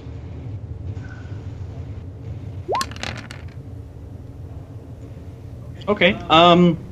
You realize that there are certain areas that you can probably chip away some of the frozen up red dessert, and if maybe you could find some sort of oil of some kind to re-lubricate and protect those sections, you might be able to get this going again. Okay. Okay, this may just be a... I'm trying to read this spending XP points on equipment thing, but I don't know where I actually go to find what to buy and stuff. Where is it? Oh, spinning the computer is keen for you to spin on whatever you want. Yeah, I think that there's a equipment like the next section down or something like that. Yeah, there's just a whole lot of stuff to actually... Yeah, so what are you looking for? I mean, oil to try and get the suit Okay, working. so you pull it up, equipmentmaintenance.com kind of thing comes up, and you see, mechanical oil, mineral oil, vegetable oil, baby oil, computer oil, crossed out, sold out, things like that. So, what are you looking for? The mechanical oil or what? Okay. I It would says think works best. 10 XP. Okay. Yep. I will go ahead and just make that order. As you do, it says, "Thank you for your order. If you would like to expedite shipping for only 5 more XP, please click here now." Yeah, I'll do that. Okay, so as you click that, it says, "Thank you. Your item will be delivered in 5 seconds instead of 10. And then you hear something kind of like rattling in the wall. And there's a bit of a bubble that kind of like... And it pops, kind of splattering the red liquid everywhere, and there's a box floating in the red liquid. You crack it open, get the oil, go over to the body armor, kind of chip it apart, pump the oil in, and begin moving one arm and then the other arm. While Nico's doing this, does anyone want to do anything else? Make anything else? As tempting as that is. Okay. Is there any way I can salvage the piece of the ship to try to put it back together? Yeah, go ahead and give me just another roll, engineering or something like that. I mean, there's tons of bits of furniture lying around. So while he's doing that, you can make another ship. Okay, I'll do the same mechanics and engineering roll that I did before. Okay. Yeah, no problem. 3 successes. Yeah. So you go ahead and manage to get a Mark II model up and running that seems a bit more streamlined and ready to hold heavier weight like the body armor. Anyone else? No? Yes? No? All right, so after some time, Nico, you go ahead and get the body armor into operating condition again, and you have the oil with you so that you can maintain it as you go through. I don't know, are you keeping the armor or getting in it? I will offer it back to Avery first, but it seemed to have not had the best experience in it. I don't know if you want to go back into that tin can. No, thank you. Okay, if you want to just go ahead and give him the equipment card. How do? Just drag it onto the... And then you can take it. Yep. Okay. You guys continue on your way, climbing aboard the Mark II pirate ship Plank Booty Express. Something along those lines. Booty Express. Plank Booty. I like that's the what next. it's called. Yep. The Plank Booty Express V1.2. As you head away from the corridor, now scored and pockmarked with explosions, flashing lights, and energy kind of drains. The arrow is pointing you down a darkened corridor at the end. As you get closer, the walls are really narrow there, and it almost comes into like where it's scraping the sides of the ship.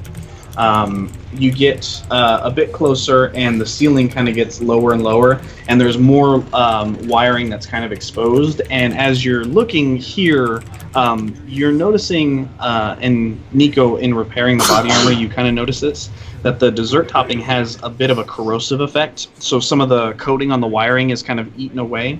The walls are kind of sagging in parts where it kind of seeped in there, and the wiring's just doing zzz, zzz, zzz, zzz, every now and then, and sparking and flying all over the place.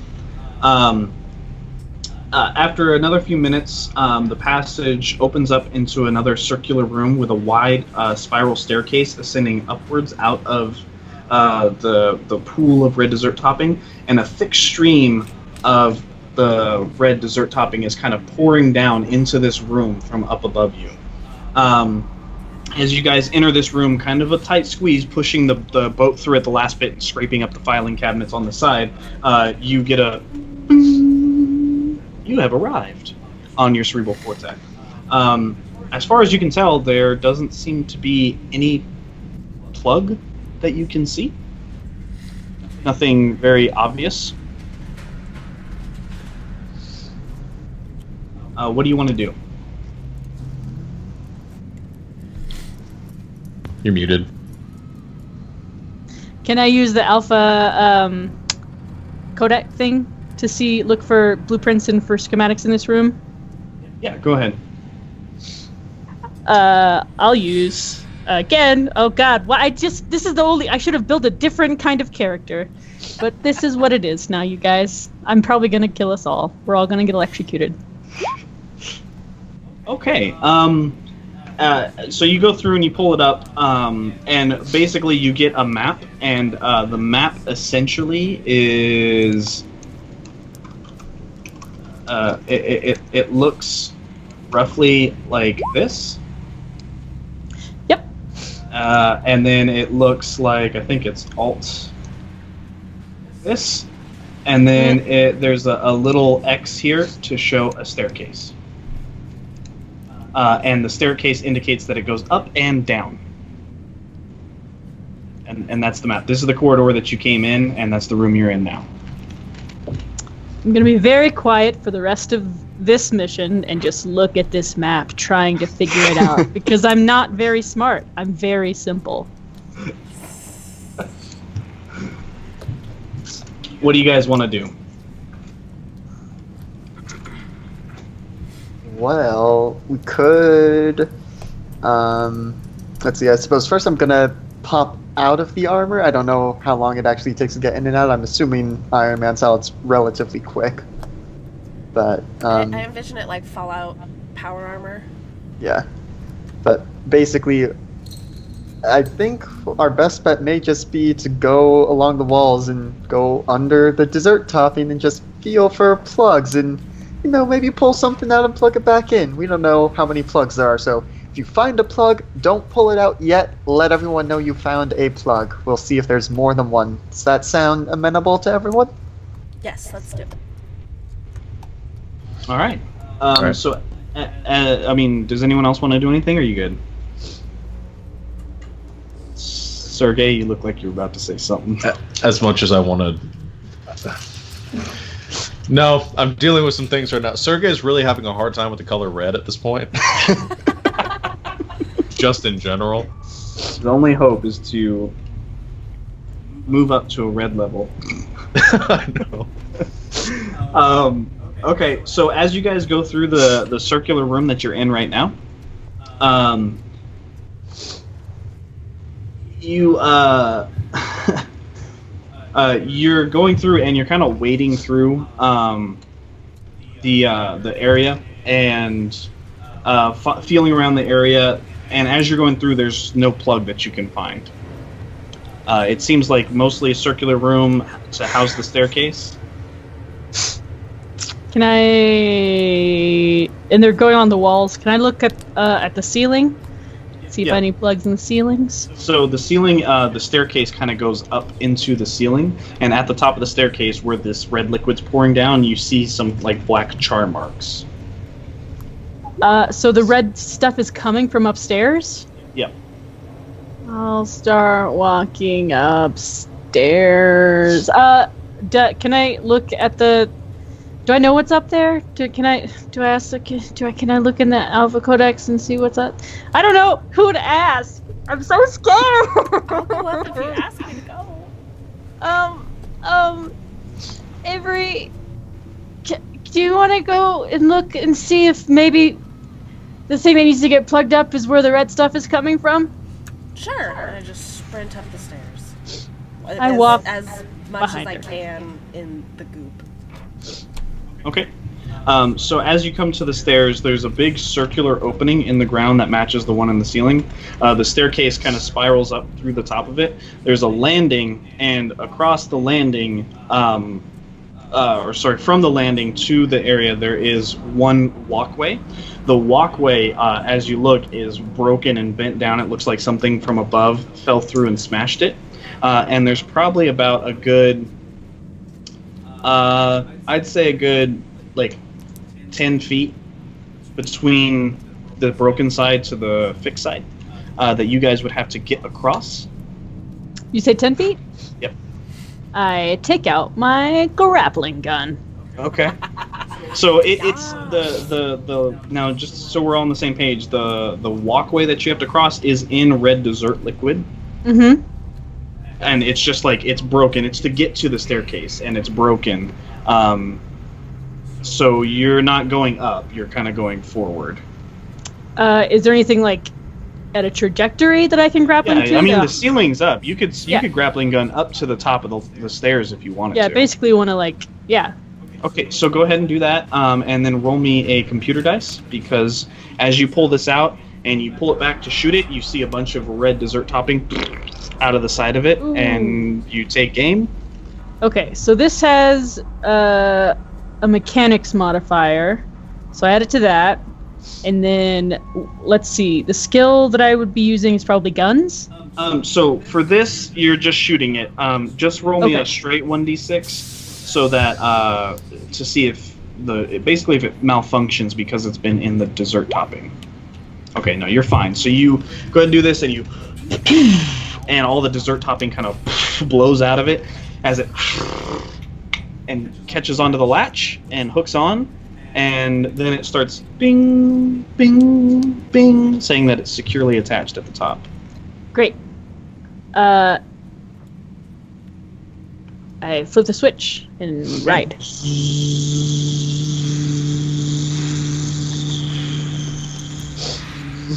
I hear very slowly going up, but you go up. You eventually get up to the top. Avery, what do you want to do? So Bishop's at the ceiling. Yeah, she's Sorry, going up. I don't think this would take two people. You didn't go across. You just went up. Yeah, no. Well, she's going up to the top of the staircase. In order for you to get to the staircase, you have to go across. So it's 10 feet. Yeah. I'm gonna run across, or jump across. Try to jump across. So you're gonna through the red dessert topping, and then try and jump. Yes. Wait. Okay. No, 10 feet. Yeah, that's what I'm gonna do. Okay. Is there any particular way that you want to do that? I mean, I could do athletics, but I'm not sure. Violently throw myself across. I just hurl my body at the stairs. I want to intimidate myself to jump across it. Do this right now, you maggot! This. Okay, so for the rest of you, the other three, you see Bishop. The most underwhelming Batman in history. Slowly going to the top. You see Avery psyching herself up, getting ready to run through chest deep syrup to try and jump 10 feet across. Anyone else want to do anything? Can I try to I don't know. I don't really know how to do this because this stuff's really, really thick. Can I try to kick my legs up to see if I can float in it? Okay, yeah. So I'd say that you go ahead and try and do that, and as you pick your legs up, you kind of sink down to your shoulders because you're not supporting yourself anymore, and then you stop there, and then you notice that it's slowly just very slowly, I don't want to say comical quicksand kind of, I guess would be the best way to say it. It seems like you're sinking very slowly, but it's taking a long time. Okay. We still have the raft, right? Yeah, you still have the raft. How long is the raft? It's I'd say a cafeteria table. What are those, 8 feet-ish? Yeah. So could I the hole in the ground that we're trying to get across, it's not saleable over it. It's so essentially 10 feet. Here, let me see here. Essentially, this is the room that you guys are in. In the middle, there's a hole, and there's a spiral staircase that goes up, there. That's the best spiral staircase you guys get. Coming off the spiral staircase, there is a... Oops, that's not what I meant to do. There's a landing, from here to here. So it goes from the floor to a landing on the spiral staircase. That is broken. This is missing a section of 10 feet, through here. That's Okay. gone. And all the dessert stuff is just going down to that hole. Well, no, the dessert stuff is you're in the dessert stuff. So this floor, the staircase goes up to another floor above you that has another hole in the roof that it's coming out of. So the staircase comes out of the red dessert topping, and it goes down into the red dessert topping. The floor you're on is filled with dessert topping. The floor underneath you is completely covered. It's floor to ceiling covered. Okay. So they could swim the gap, right? They could try to swim the gap. Well, Jem just tried to see if kicking would keep her buoyant, and she's sunk. Well, she just tried to float. She wanted to float. Float. Can I try to swim? Yes. Yes, citizen, you can try to swim for the first time in your life. We do not have large bodies of water here in Alpha Complex, for which people learn to swim in. I'm still jumping. Okay, so as you guys watch, Avery gets right to the edge, Bishop up above. Like 3 feet above my head is Bishop. Yeah, like a foot and a half above. You see If you grabbed Avery onto my foot. go like this and just... And slowly, as you get far enough away from the ledge behind you, you push off. And you probably get about 3 feet across the gap. Can't really go back, can't really go forward, and slowly you just watch Avery. No, can I reverse the grappling gun and go down and just give her a hand? In about 30 minutes when you get down there, I'll be 7 feet under. I've only made it a foot and a half. I'll be a shoot in a second. As you look at it, you Boop, pick. as you're going down and you're kind of judging the distance, you realize she's sinking about half an inch faster a minute than you're going down. She's just getting further away from you. Extend my broom to her? I mean, my mop? Yeah, you can extend your mop out. Mop! Mop! Can I hear her yelling? Yeah. Your head is still above it. You're sinking just the slowest. You figure in about 5 minutes you're gonna drown. Well, you're gonna be deep enough to drown. This is the slowest death. Mop! I grab for the mop. Okay, so you grab the mop. As she grabs onto the mop very securely, holding on to it. What do you want to do, Bishop? I stop the grappling gun. I don't pull. I just make it stop, and I Okay. hope somebody comes and grabs her hand to take her back. It's just swing me. I can't. There's nothing for me to Okay, someone momentum from on. the other Okay, side now push that- me. Now that she's not drowned, now that she's not inhibited. Yeah, no, she's not drowning anymore. So. We've got 10 minutes. We Bless built my two arm hurts. boats. Oh, I'll stick my mop out, towards her from the edge and start, pulling her back. Okay. No, we have to go the other way. Push me. Okay, then I start poking her with my Pendulum. mop, trying to push her across. Ow! Ow! Not the ribs.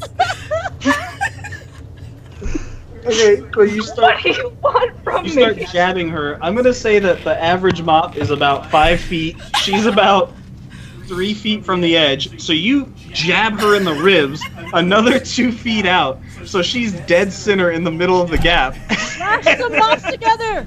Flash some mops together! Sergey, let's bring the raft over and rescue these fools. Can we just sail the thing? Yeah. Let's do this. Yeah, you can. You get the raft out over the abyss in the center of the room. Grab Avery and hoist her up over the side, and then get to the other side of the stairs. Oh my god, my face hurts from laughing right now. Oh Mop! my gosh. Mop! So Jim, you are now standing on the other side of the gap, holding the mop. Bishop is up above. Back at it. And then from the doorway, you hear this kind of crackling noise. And like a tap, and it literally sounds like someone tapping on a mic. And you hear Roz's voice. You're all doing excellent! As she's yelling at you with the megaphone from the doorway. Keep up the good work, and I will notify friend computer of your progress. Oh my god. Thank Can you, I, like- Roz, our HYT2. Can I like catch the end of the raft as it goes by and Yeah, just like yeah. hold on? There's enough room that you guys.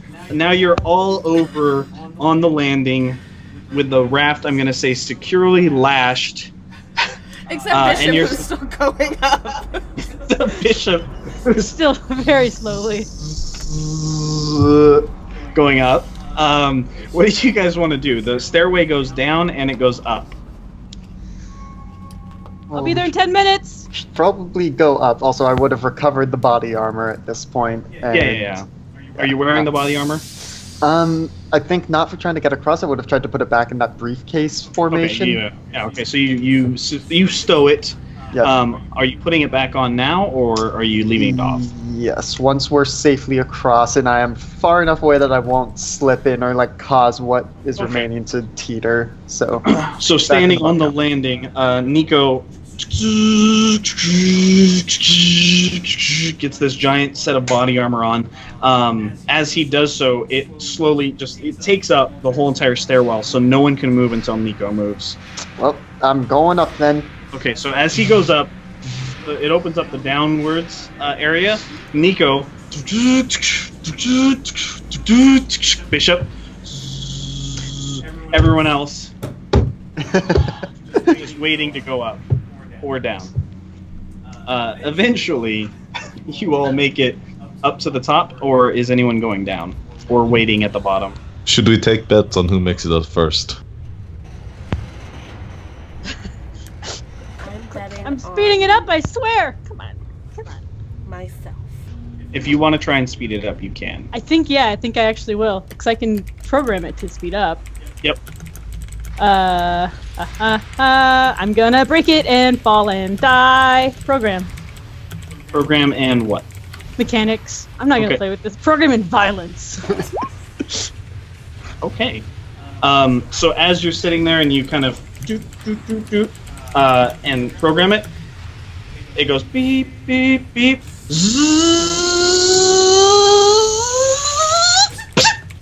As the rope, Oh no. and you watch Bishop. I regret everything. Like 3 feet. And there's no. She got almost halfway up to the ceiling in that because it sped up, and then overheated, gunked up with all the red goo, boom, right into the abyss. You are now kind of just slowly sinking with nothing to grab onto and Is no she knowledge nearby? of swimming.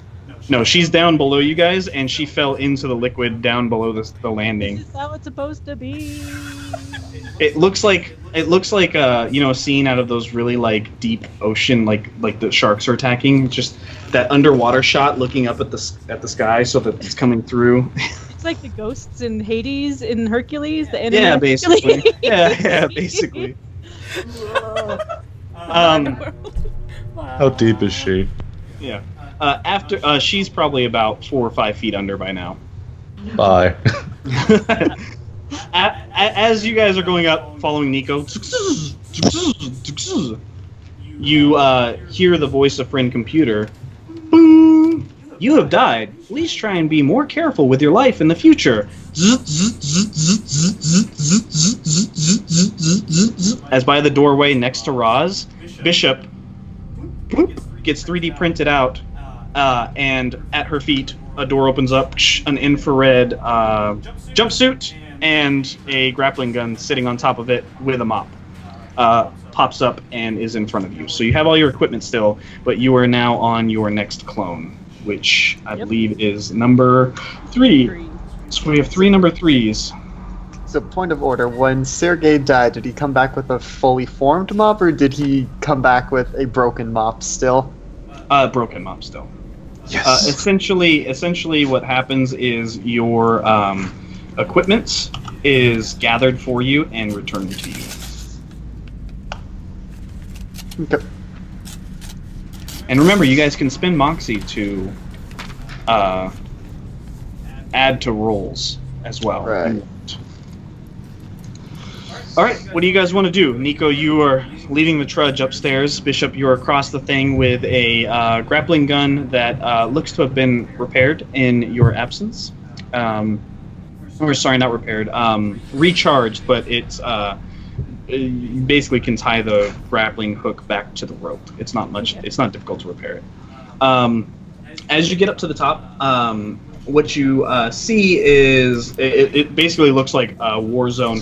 There's bits of twisted metal and like wires that are falling out and sparking, blocking the doorway that leads off. Or what was a doorway is now just walls and things collapsed in on itself. There's a sign that's kind of broken in half and hanging off that says red dessert topping storage vat. And as you're looking, the remnants of the red dessert topping are pouring down through the stairs. Sergey, looking at it, instantly you know a very large explosive went off here. Impressively large explosive. A very large explosive went off here. It must have been impressive.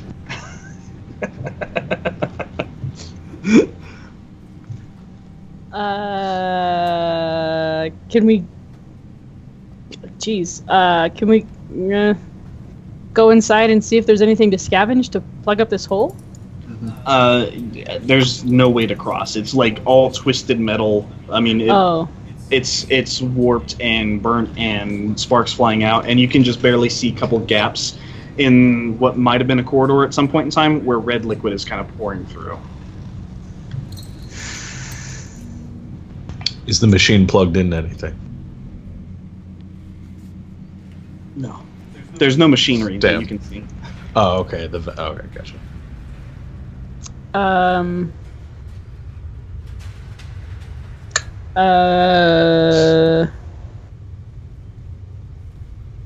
I wonder if there's supposed to be a plug downstairs that we have to unplug to drain the red liquid and replug once it's drained. That would make sense. Unplug and plug.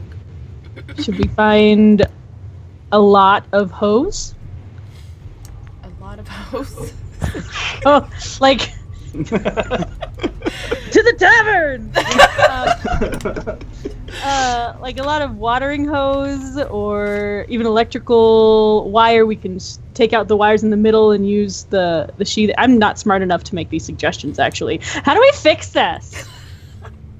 Apparently we need hose. Who doesn't? Let's see. I'm not very brainy either. Hey, Smarty Pants. I was looking to see who answered. No one's smart. That's good. Great.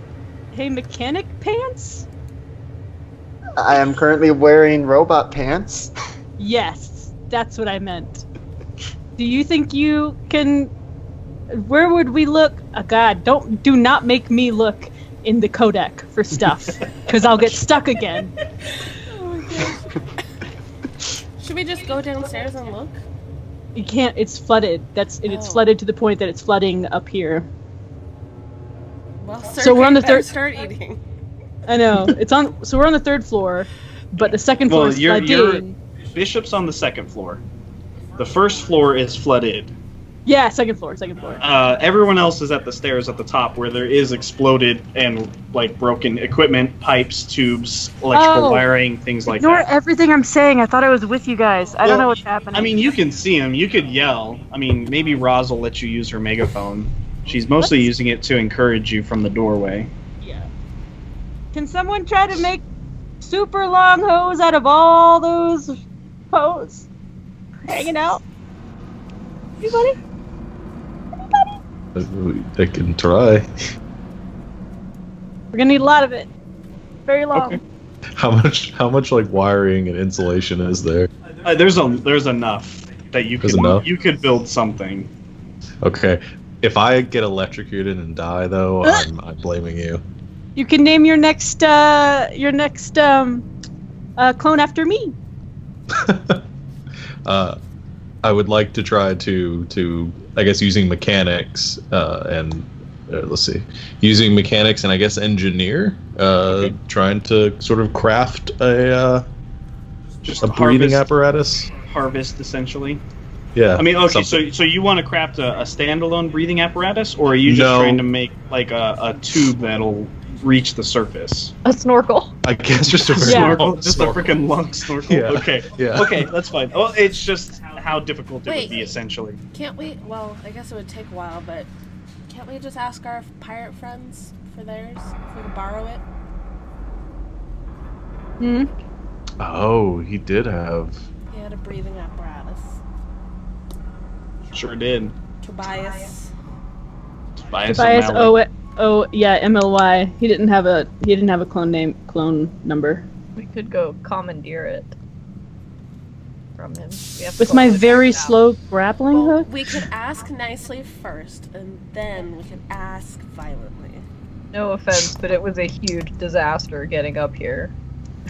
So, I we mean- No want offense to think taken. very carefully about having to do it again. How dangerous can making a snorkel be? Well, With you making it? you tried to make a hologram and blew Okay. yourself up. That So- was so- not me. Sergey, if you want to start making a snorkel, I will say Yeah. you can either make a regular snorkel, or you can make a snorkel that also explodes. Oh my god, do it. You gave me these choices like I'm gonna pick anything else. I didn't say you had to use the snorkel or tell anyone else that you're making it. It's just you can. I'm very athletic. I Okay. can swim down. But not if my face is gonna explode. I would like to make a snorkel doing the same thing I did last time. Okay, that's fine. Meaning it's gonna explode? Alright, yeah, go ahead and roll for it. Oh jeez. We're all like standing right by him. Okay. Alright, so I'm very you, far away. yeah, Bishop's fine. You, begin pulling parts and pieces down, and kind of like twisting things together and tying things together, grabbing stuff. There's flashing lights that you're taking, and as you're building this, it's just getting longer, and you're just kind of like, and longer, and longer, and longer. By the time it's done, it's essentially like the whole entire length of the stairs, and you got it pushed down. There's ports and stuff that are coming off of it, all different sides, and you kind of like twist it down through the center of the spiral staircase until you feel it hit the floor on the bottom, basically. As you're looking at it, admiring your work and kind of like securing it with ropes and lashes and stuff like that, it's great. It's beautiful. It's amazing. It is a work of art. The rest of you are looking at this thing as it beeps and hums and whistles and vibrates, and the stairs are kind of like zzzz, like you probably don't ever want to touch this thing. But Sergey looks like he's comfortable and confident with it. I mean, I'll swim down. I'm very athletic. It's your funeral. It is totally safe, I promise. Also reckless, so. So, Just don't pull anything off of it, okay? Don't pull on it too hard, and try to breathe as slowly as possible. And yeah, I think that's it. Okay. Can I do like athletics and I don't know, brains? Use my brain to figure out how to swim down. Yeah, I'll say that's good. All right. My first roll with notes. 6. And then I'll say you're using Sergey's device as well, right? Yes. Okay. I will say do 2 more. Roll 2 more d6s. I sorry. I was gonna say it adds a +2 to it. All right. Didn't matter too much. As you're going down, you essentially are walking down the stairs, and using those to hold yourself down.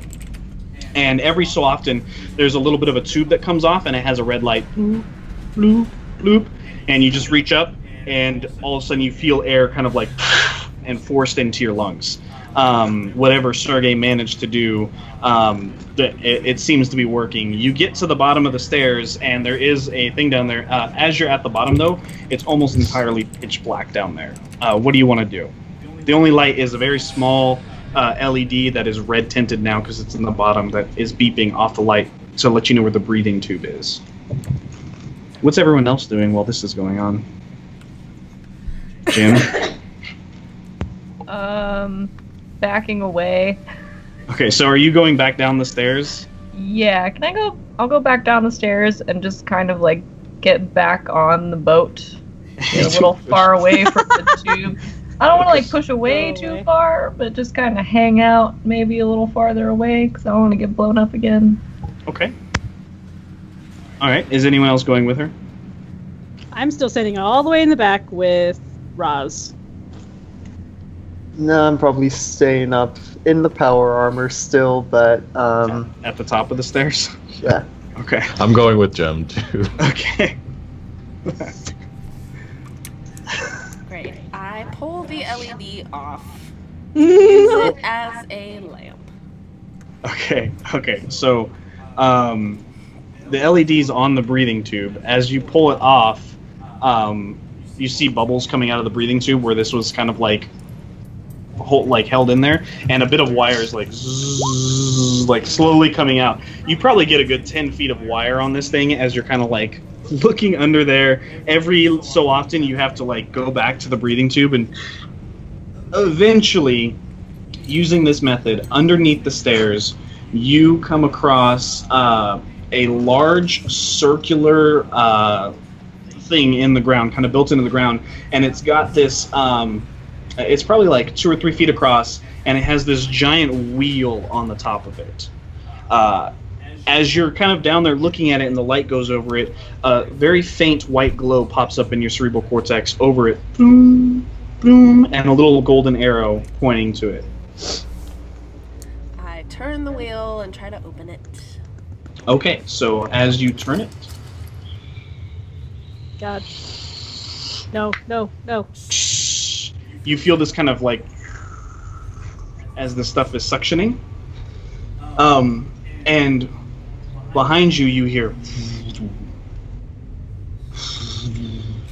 as you turn back around and flash the LED light, you see these long kind of sinuous tubes looking, and they're kind of uncurling and unfoiling from the bottom of the section that you're in, and they're starting to move up towards the top of the pit, towards the light, and a couple of them are heading towards you. As you're looking around and doing this, you see in the darkness a name pop up over the top of it. Different than like for like some of the other people that you've seen walking around. Their names are usually in white. This name is yellow, kind of like the service bot you see. Had a yellow name, Scrub Bot, that was over the top of it. You see SKW-1DD0 Maintenance Bot. Could you repeat that? SKW-1DD0 Maintenance Bot.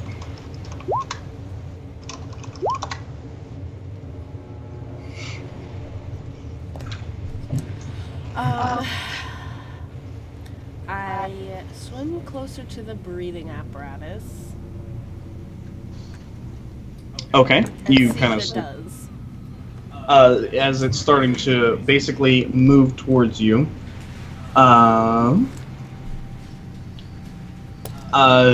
what I'm gonna do now, essentially, is give everyone. Oops. Why does this not go away? Okay, that's it. I'm going to give everyone 4 action cards. This'll be fun. Yep, I like it. Deal. What? Ran out of cards in deck before dealing cards to all players. 1, 2, 3, 4, 5. That doesn't make sense.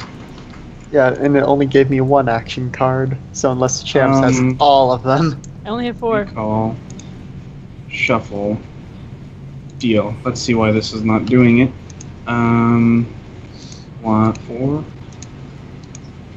8, 12, 16. There it goes. I don't know why that was doing that.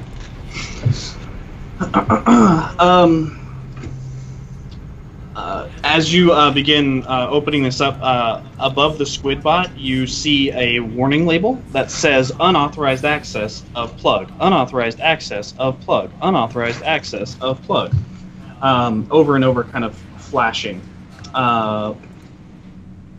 And as it comes out of the darkness, you see these long kind of tentacles that are reaching out towards you.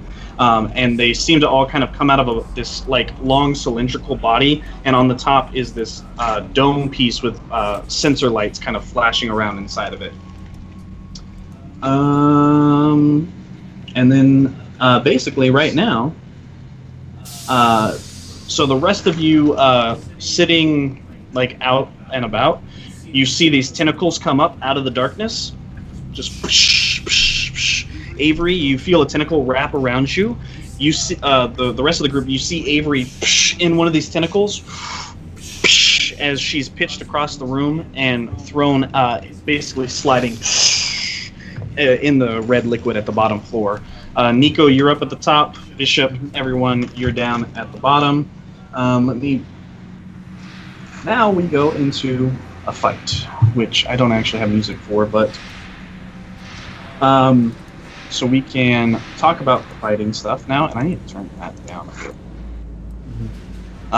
Okay, so fighting. So the most complex bit of rules in the book. So essentially, to start initiative, since everyone's back, we're going to everyone pick a card that you want to play, place it face down in your color-coordinated section, and then I'm going to count down from 10 to 1, and you guys let me know what order you where you fall out in the turn order. If you believe that someone is lying, once per round, you can say they're lying, basically. So I have a question about the card that we put down. Mm-hmm. For the action order part, do we actually have to use the ability that's on that card for our turn, or is this first part just to determine initiative? So it's just determine initiative. There's a thing here. So it says there's 3 things you can do when it's your turn. You place your card face up and resolve it, and then discard it. Or you can put your card back in your hand without showing it to anyone and take a basic action. Sometimes it's better to conserve your action card. If your face down card says action on the back, you can discard it, take a base action, and add 1 extra dice to your node. So you can either play it, put it back in your hand, and do something normal, or you can discard it and get a +1 to your dice roll on a basic action. And I'm trying to see, and then there's also reaction cards and stuff like that. Trying to see where I think basic action is just like rolling for something normal, using your skills and stats. Action, and then the reaction cards can be played on any turn. On any turn, but you can use them to bluff if you want to. Okay. Action cards can only be played on your turn, and reaction cards can be played whenever it says on the card. And when we drag our stuff, it automatically puts it face down? Yeah. And you can use an equipment card if you want.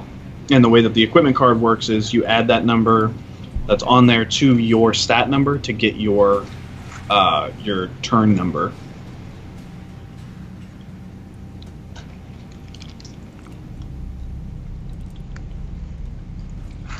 Okay. So, let's go with, I know there's a turn tracker here somewhere. And we'll just add 1, 2, 3, 4. Oh, why did I do that way? That was dumb. Remove all turns. Clear. This should be easier on paper. Oh. But I'm just going to go with B. I hope, yeah, no, you're good. And G, Sergey is S, and Avery is A. Okay. So I'm going to just count down. 10, 9, 8, 7, 6, 5, 4. 4. Okay. 4. For Bishop. 3. 3. Right. Okay. So that's Nico, Sergey, and Avery. Yep. And I don't remember if it's a tie. If two players have the same action, the first one to say the name of the other player's character in full goes first. Avery Nico, IRPXR3 and Sergey IRPXR3. IRPXR3. Okay, so I'm gonna go with Nico, and then Avery 3.2 and 3.1. I didn't even try. No. 2. Yeah, I would do. Okay. I'm glad that no one called anyone else out. Okay, so that's how we get the initiative. Start the fight using the rules on page 29, because I just gotta double check. Challenging. When a player declares a breach action, pick up the card, put it back in their hand. Take a basic action. Yep. Action cards, characters will be fine. So all of you, or most of you, are hurt. Alright. Okay. Bishop, what do you want to do? Okay. So I can flip my card and play it, right? And use it Yeah. to do a thing? Yep. So I'm going to flip my card and play it, and I will use up high. And so I get to describe the elevated trainer feature to use to my advantage. And if you particularly like the description, it basically gives me a +1 to what I described to do. If you like it a lot, it gives me +2. Okay. So, to the best of my knowledge, we're basically on floor 2, and Avery and the Squiddo is on floor 1. The Squiddo's coming up out of the hole in the floor, and Avery's Right. been thrown onto floor 2. Oh, okay, great. So I will use my grappling hook to shoot back up against the stairs. But instead of clicking the notch and going back up, I'm going to just swing across that gap to get to the stairs. And that's really all I can do, because I'm just trying to get some height on it. Okay. Circle in the ground. Stairs. Because I was over far away next to Roz. Bishop. Yeah. Right? Yeah. And then grappling gun. Yep. And then math. Swing. Okay. Alright. Okay. Go ahead. Okay, so node. I'm using a gun. Mm-hmm. Violence. And what are you trying to swing? When you swing through, what are you doing? You're just hoping to swing out there and just be bait, or? Well, I'm hoping to swing over the chasm to get to the stairs, so that I can climb up the stairs and then use my grappling gun in the future for my advantage. Okay, so this is literally just getting up higher. That's what Yeah. this card does? Yeah. Okay. Describe Placement. an elevator that's useful to the action. GM has veto over your description. The feature adds to the target as long as the target uses it. If the GM is particularly pleased by your description, adds +2. I'm not Okay. doing anything fancy. Okay, I see what you're doing. Okay, all right. Okay, go ahead. Okay. Wow, what is that? Is that 3 successes? Out of a lot. Because you have guns? Is that what Yeah. that is? Guns and violence and then a +1. Okay. All right. All right. So you, having previously reattached your thing to the grappling gun, see the squid everywhere. You immediately want to get up higher. You completely forgetting that you had already reprogrammed the grappling gun. Your arms are almost ripped out of your socket as you up to the top.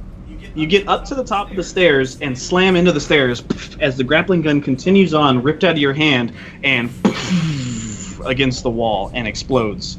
Little bits of shrapnel kind of raining down, and another steady stream of red liquid coming out of it. You also lose 1 point of Moxie because you rolled a 6 on the computer dice, and the explosion kind of startled you a little bit. I'm going to take... And if you can go ahead and discard your equipment card. Yeah.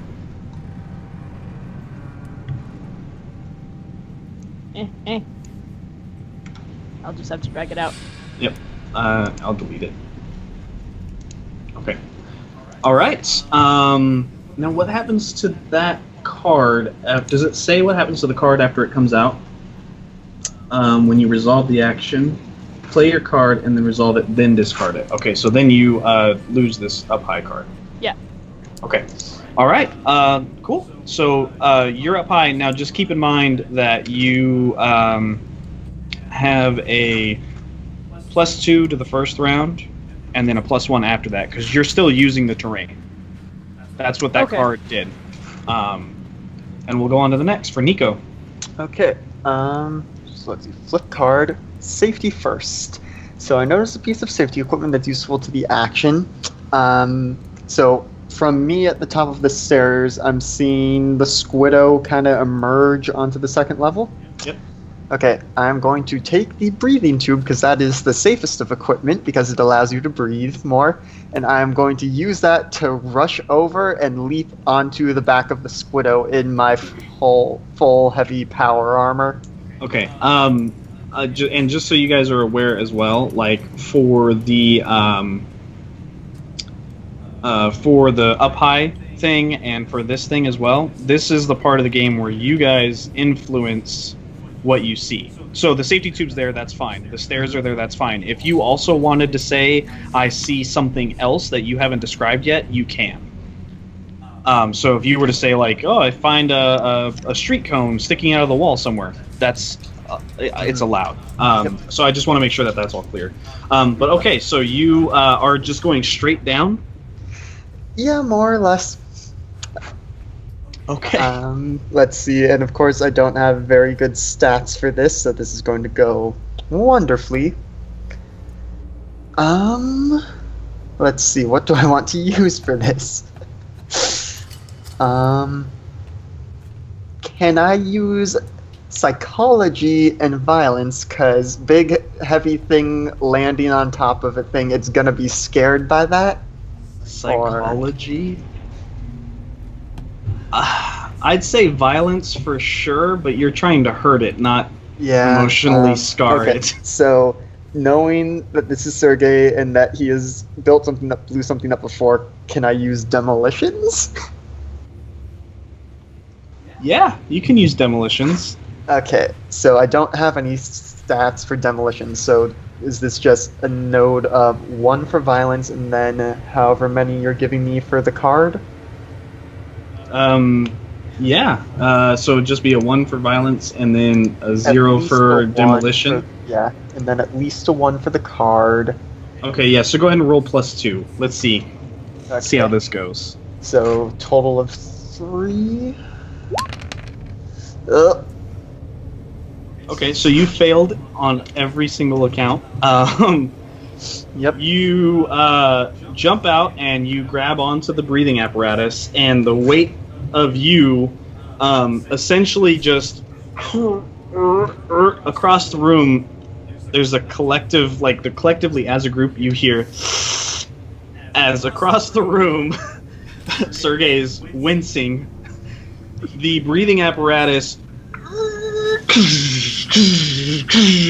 as you fall down, and now it's just in the middle is a mess of broken breathing apparatus tubes that are leaking some kind of weird, strange liquid into the top of the thing as you slam down into the bottom. What does your body armor do? Can you read that for me? Yes. Increases the worst defense rating by 2. Increases your defense rating by 2? Yep. Okay. It doesn't say against anything? Nope. Makes hydraulic noises, has a habit of coming off, breaking, or running out of power or at inopportune moments or critical failures. Okay. I'm going to say that, so you're hurt right now, right? Yes. you're fairly certain that this would have definitely broken something if you weren't wearing the power armor. On the way down, you hear a bunch of cracks and rips and as it starts to fall apart and chunks of it fall off of you. You land in this giant mess of pile. There's tentacles all over the place, and you're kind of just sitting on this like. What's that game where you put the marbles on the plinko sticks or whatever? I don't know if you guys ever played that. That's basically you right now, sitting across this hole.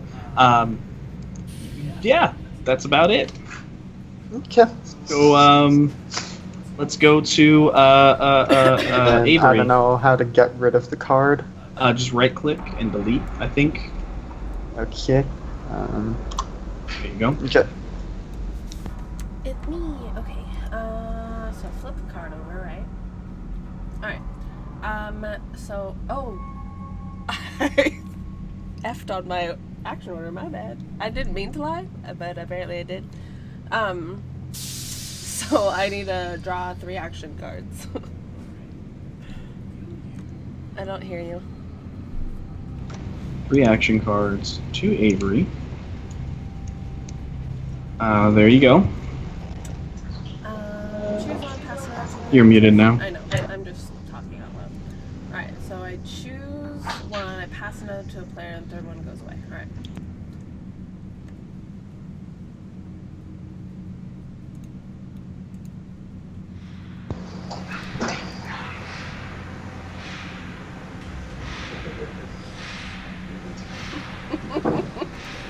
It's amazing. Maniacal laughter is always a good thing. Alright, so this one I'm going to give to Gem.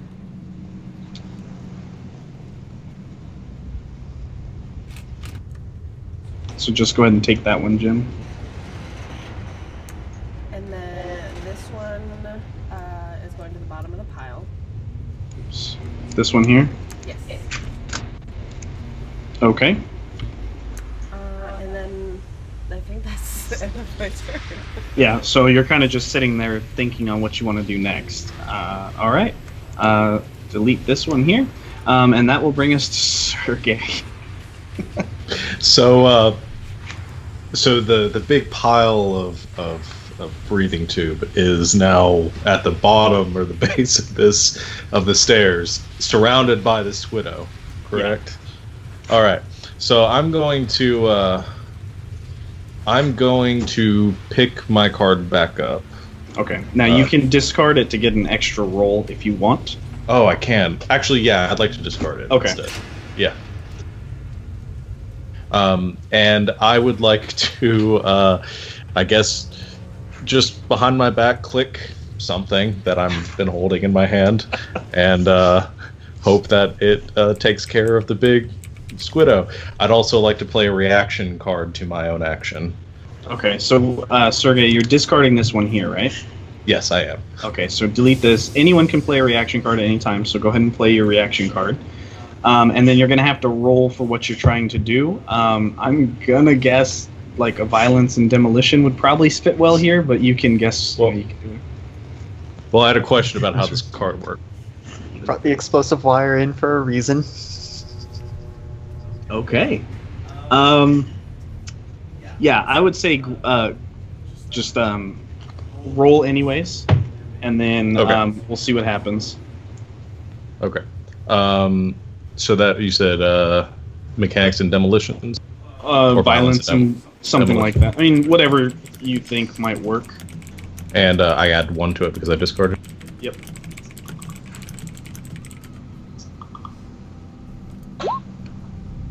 Okay, 6, 5, 5. So that's 3 successes plus a great victory. So, what I'm gonna say is that you guys hear this as the whole entire floor around you picks up with this explosion, crunching and crackling down. You see arms kind of flopping each all over the place like this and slapping. I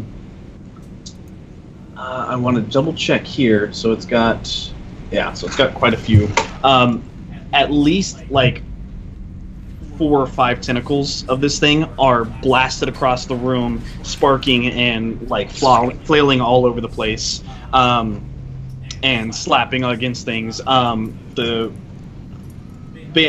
this happens and the floor kind of like cascades, the red liquid is slowly like dripping down. So it's probably about like thigh height now. It kind of like blasts up and goes all over the place. Nico, you're flung straight up into the roof. Power armor is basically falling off you at this point. I'll say that it's basically disabled at this point, but you're one step down from being dead as you land back in this pile of muck at the bottom. So I'm maimed, or I actually died? You're maimed now. Okay. The power armor saved you on the fall down, so you didn't take any damage. But Yep. You are maimed, which gives you, I believe, a -2 or a -3 to your node. Which, by the way, is another thing I completely forgot about till now, but everyone that's hurt should have been rolling at a -1, but that's fine. Yeah, no, you basically decimated that thing. That was a really good reaction card. Sweet. I just want to look to Jem, though, and be like, I told him not to be pulling on it. Did you see it explode? I don't know how that happened. I did that on purpose! That's exactly what I wanted to happen! That'll bring us to Jim. Okay. I would like to. So if I can take back my card and then just do an action, right? Yeah. Okay. I would like to do that. Okay. So I'm going to take this one back.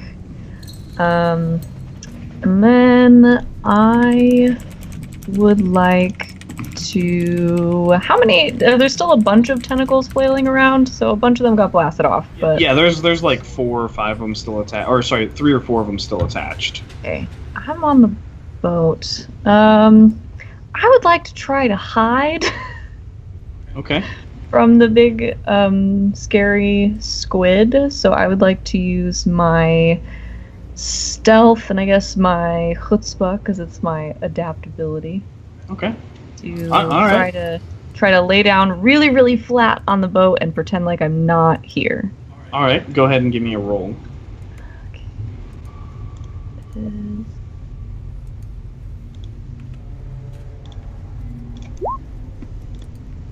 Wow. Okay. You managed to crawl inside of one of the filing cabinets on the rafts, and like get inside where there are no drawers or anything, and lay down and cover most of yourself as you curl up behind the 3 med packs that you're carrying, so that no one can see you. Awesome. Yeah. No one knows where Jim went. Maybe she was lost in the explosion. Is that all you want to do? Yeah, for now. I just want to double check here. This is where the have wound boxes, but they're not stuck before. Describing. I'm trying to remember how to. It doesn't actually say how I'm supposed to run NPCs, because I'm not supposed to roll. I don't think. Or rather, at the same way the characters play combat system. Okay. All right. Okay. So the it's now the Squidow's turn.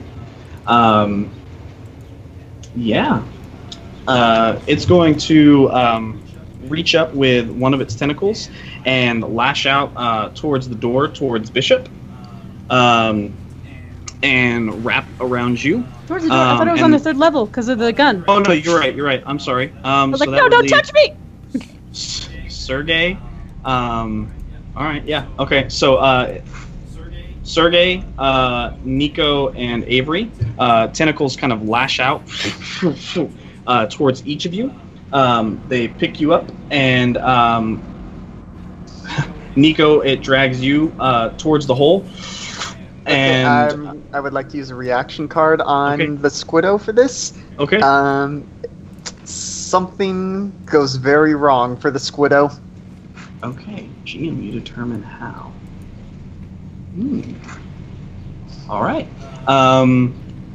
As it reaches out from the hole where the explosion happened, it knocks into one of the bits of the floor that was knocked loose by the explosion, and it actually traps its own tentacle underneath it, brings it down to the ground, and it's ripped off and flailing about now. The other two tentacles of the three that are left, one lashes out towards Sergey, one lashes out towards Avery. Sergey, it grabs you, picks you up in the air, and is just holding you. The other tentacle it uses to push itself out of the hole in the center. As it does so, you guys see this long cylindrical body with sensors flashing on this dome top. Avery, it grabs you and chucks you again, and it throws you against the wall. As you slam into the wall, the wind's kind of knocked out of you. You take 1 wound, so you should be injured now. I wasn't hurt before. You were injured or just hurt? I wasn't hurt before. Because she had the Okay, so I had armor. my armor on. Okay, then you're hurt. As your body slams against the wall, the entire wall shakes, and the staircase at the top just from the impact. Some of the rubble at the top of the stair begins to shift, and an electrical cable slides out of the blockage, and some of the parts that Sergey had pulled loose, actually probably an electrical cable that he was like, oh no, and tucked back up there, slides loose and slips down towards the middle of the room, kind of sparking as it goes, swinging through the room. Does anyone want to do anything? Do I have anything left? I mean, if you just want to try and do something.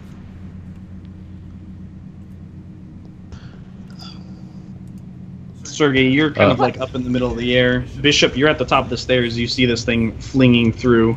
So I'll describe it this way. Bishop is a coward. She's at the top of the stairs. The stairs have now rattled while she was on them. The wire comes down and flings past her. It's in the middle of the room. I think she gets scared and starts to fall off the stairs, so she grabs the cable and jumps down, holding onto it, and maybe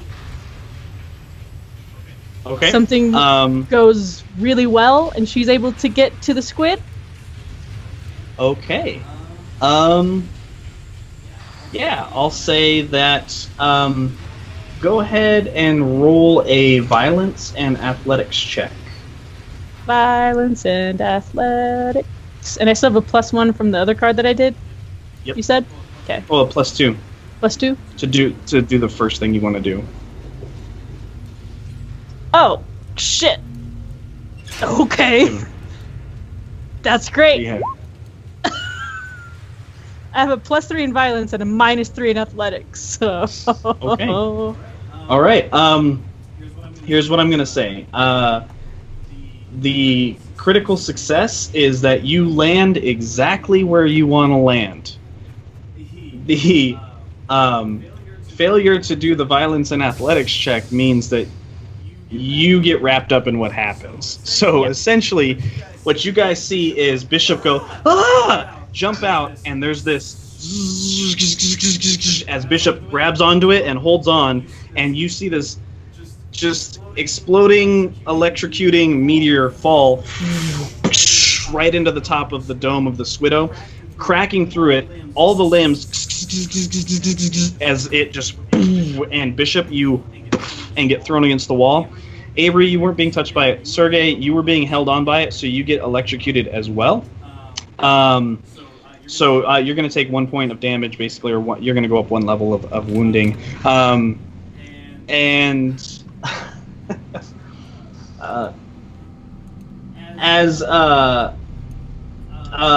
I will say,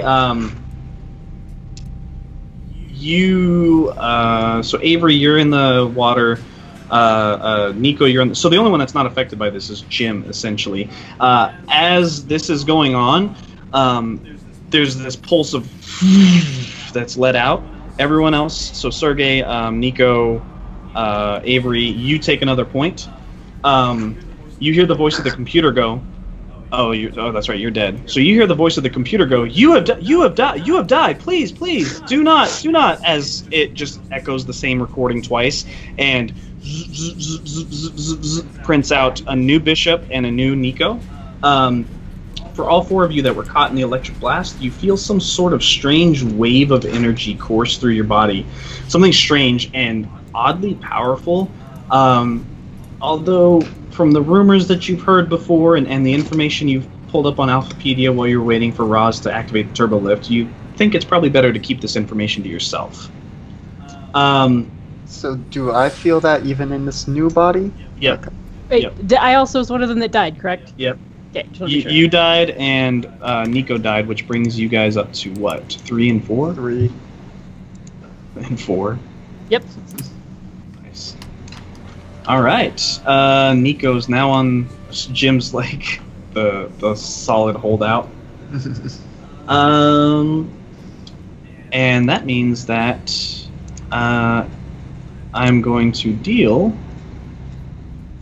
Let me do something really quickly because I put something in here. Sorry. Take this. Sorry, delete. Does anyone else want to do anything as this is going on? Jim, are you still hiding? Yeah. Okay. All right. Yeah, I'm gonna hide for now. Okay. All right. Yeah. So now I'm going to deal out your mutant ability cards. 1, 2, Bishop, Nico, Sergey, and Avery.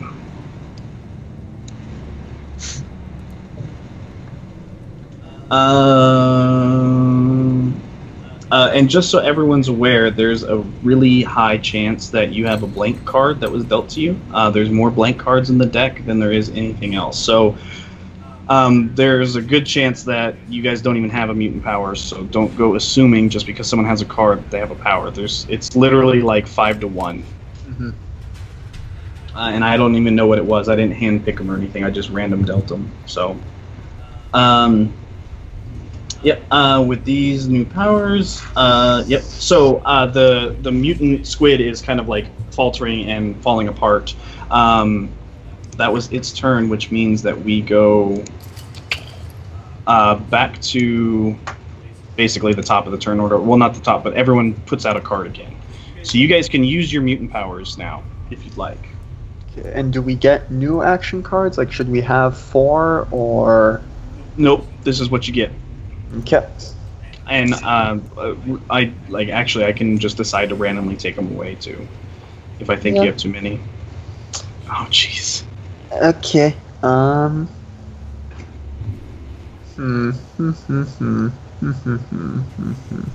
if you're using a mutant power, you don't have to flip it to show it, just so you know. So I'm going to start putting them down. You guys have a time limit. So 10, Yep. 9, Shoot. 8, 7, 6, I 5, think that one was mine.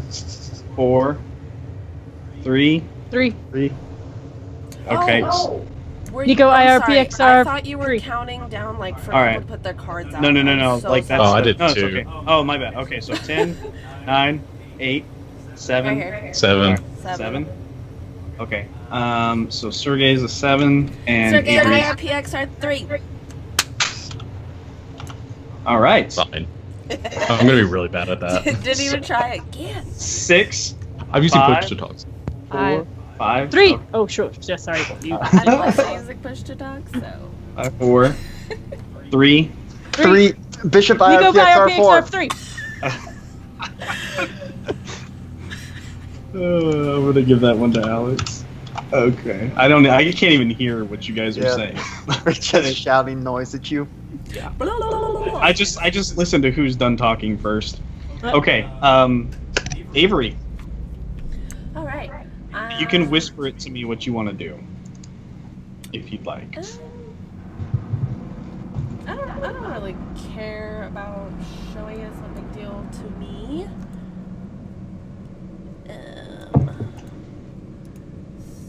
So Dun, dun, dun, dun. I'm going to spend 1 moxie to make the Squiddo my friend. Whoa! All right, well, the game's over. You guys have a good night. And then we bash his face in. Longer than seen, but you can do it. Okay, so you spend 1 point of Moxie, and you reach out and you kind of put your hand out, and these kind of this reddish electricity jumps off of your hands and goes out to the Squiddo, and as it like twitches a little bit and the arms kind of and it stops, and the flashing red sensor lights stop flashing as much and slowly turn blue and just become calm, and it stops moving. And it takes one of the tentacles out and kind of picks you up and like plays with your hair a little bit. Yeah. So that's it. That's the end of that. It's done. All you're waiting for now is to finish draining the rest of the room as the Squiddo's kind of sitting there. As you are sitting there watching it, you guys looking around see Roz leaning up in the doorway with her hand like this. And then as you guys finish fighting, she closes her eyes real quick and takes her hand away. She was recording. We're reporting to friend computer or any number of things. Once it's done, gonna friend computer. Friend computer. This SKWIDOO bot is defective and broken and needs repair. Friend computer comes down and says, "Are you authorized to work on the SKW-1DD0 bot for maintenance?" What clearance level do I need to be? Red level clearance, along with additional duties of maintenance and repair of Squiddo bots. Or SKW-1DD0. I'm still infrared, so no. Due to unauthorized access of Squiddo-Bot's maintenance functions, you have been fined 10 XP points. Thank you very much, and have a nice day.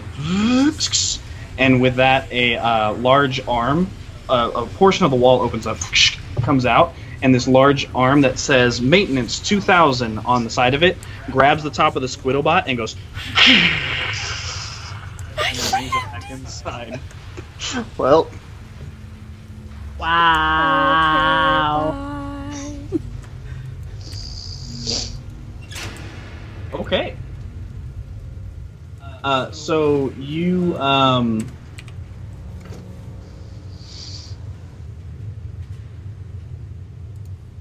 so as you guys are going down, you see that the red liquid is kind of draining down a little bit slower, and Roz is sitting there going, "Well, finish with the plug thing and let's get out of here."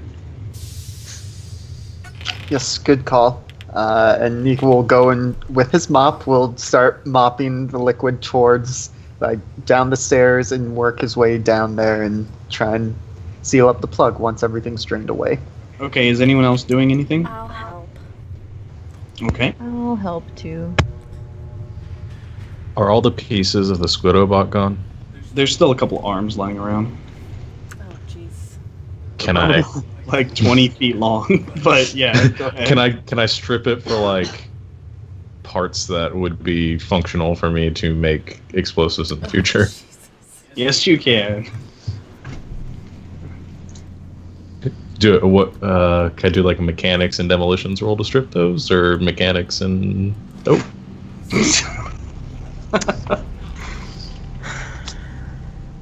Yeah, you can go ahead and make a mechanics and demolition. Yeah. And as you guys are watching, you see a golden kind of flash boom, over the top of Sergey's head as he's going around and fixing the, repairing and cleaning the Squiddo bot. As friend computer has denoted him the best in the group. All right. Yeah, you managed to get a couple. As you're doing so, why you gotta be like that, Sergey? just ups and downs, ups and downs. Ups and downs, man. Ups and downs. So you go over, as you begin messing with it, you get a bing over your head, and you start pulling stuff apart, and the Squidbot arm, as you activate one of the sensors in it, picks up and wraps around you and squeezes and squeezes and squeezes. And the rest of you, I don't know where Bishop is. Are you Here. helping clean up? No, I'm just watching. I'm trying not to touch anything. I'm thinking about it, but I'm trying not to. Okay, so everyone else is downstairs trying to push stuff down the stairs. Bishop, you see Sergey getting wrapped up by this arm around. You're the only one that sees it. Is there anything you want to do? I would like. How far am I? You're across the room. Can I? I mean, I'll use like mechanics and And if everyone wants to take their cards back into their hand? I guess operate. Take card.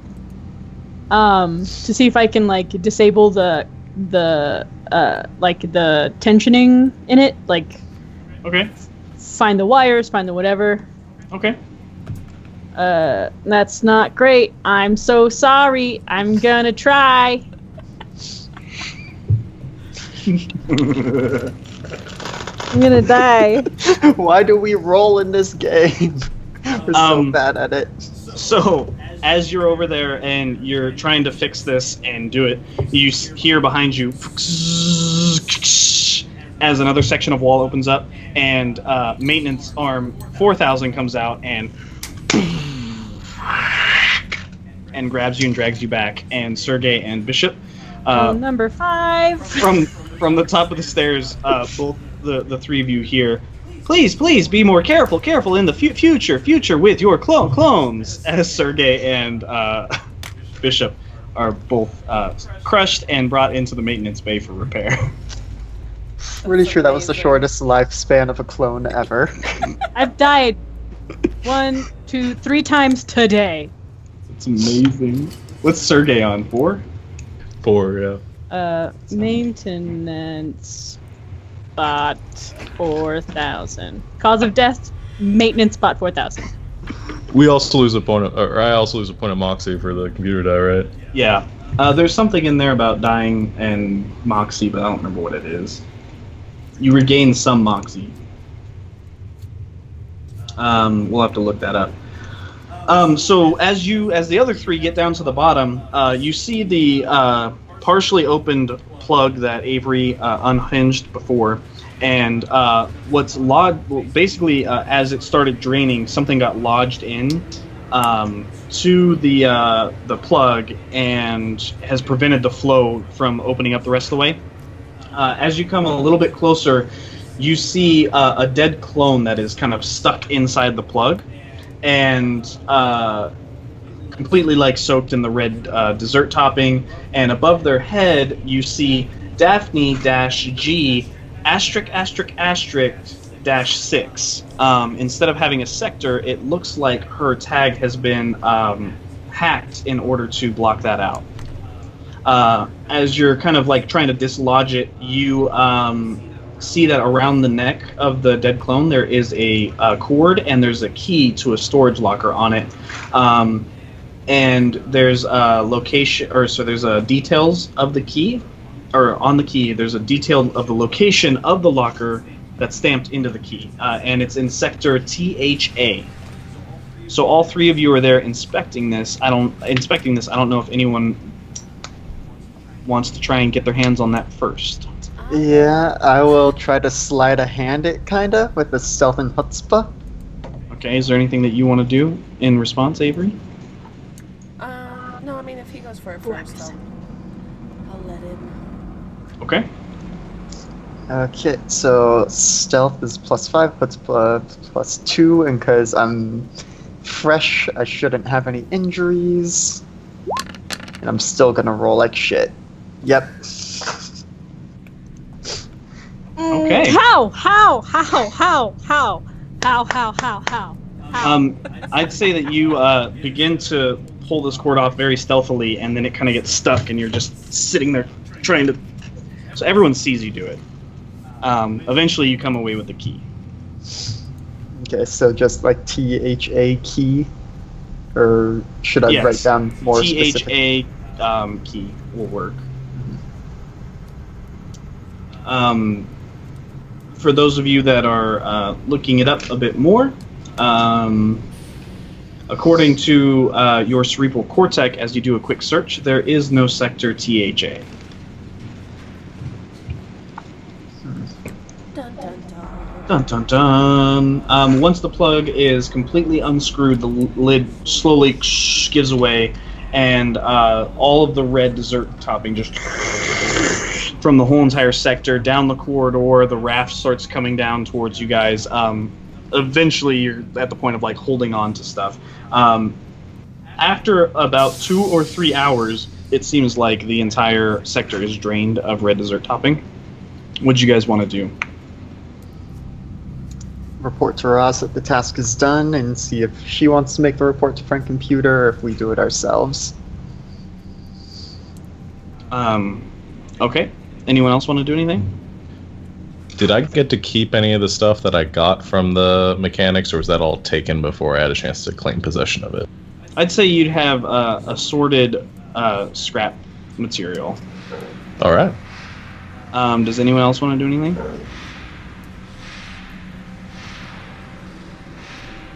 All right. So you go up to Roz. All right. Looks all cleaned up here. We've met all of the mission parameters, I assume. Yes? No? Yes. We unplugged and plugged. Did we plug it back in? I just said we unplugged and unplugged. Get sassy. I didn't hear you say you plugged it back up. That's all. Oh, well, we would have. Okay. All right. All right. Just checking. Tell her. Okay. Get up in Roz's face. Tell her. And I'm back here. like, crying. Roz goes to the edge and My looks next in. to last slide. So now that you're complete, you guys make your way back to your home sector. And as you guys are exiting the turbo lift, your cerebral cortex flashes up with a pop-up that says that you have a meeting with the debriefing officer in the debriefing room. Okay. I sprint All right. off towards the debriefing room. Okay. I follow timidly behind with my mop. All right. The cameras. I just want to double check what I'm doing here. As you guys enter, there is a individual in a very clean pressed yellow jumpsuit, and above him is the name Vernon-Y-A-Hyt-2. He's a little bit balding, kind of a plain-looking face, a little bit unamused look on his face, and as you guys come in, he congratulates you on a successful mission, and he sits down with a pad in front of him and begins asking you questions off of the list that he has in front of him. As kind of just starts going over it and everything,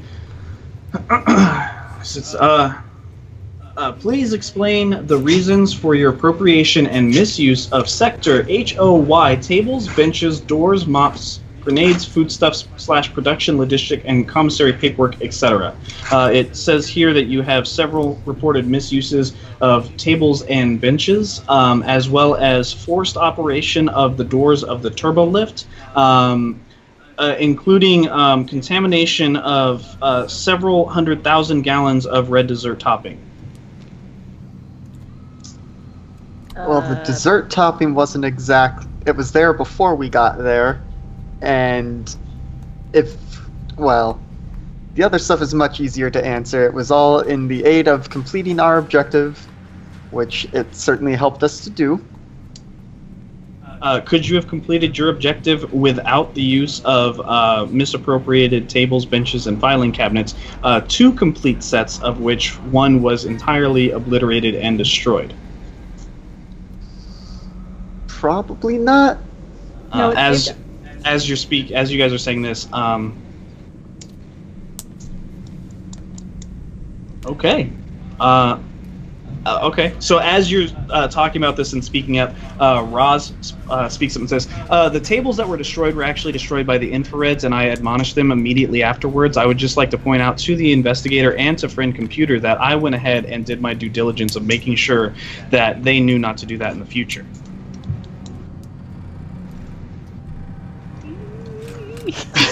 I don't remember that. No. As you're saying this, Vernon says, you know, now that I'm thinking on it again, I don't really think that, I don't think that the tables, considering the work that was completed here, I think that I'm going to go ahead and, I think it's obvious to everyone that you guys did what was necessary with the destroyed furniture. We'll just leave that out of the report. No problems. Don't worry about it.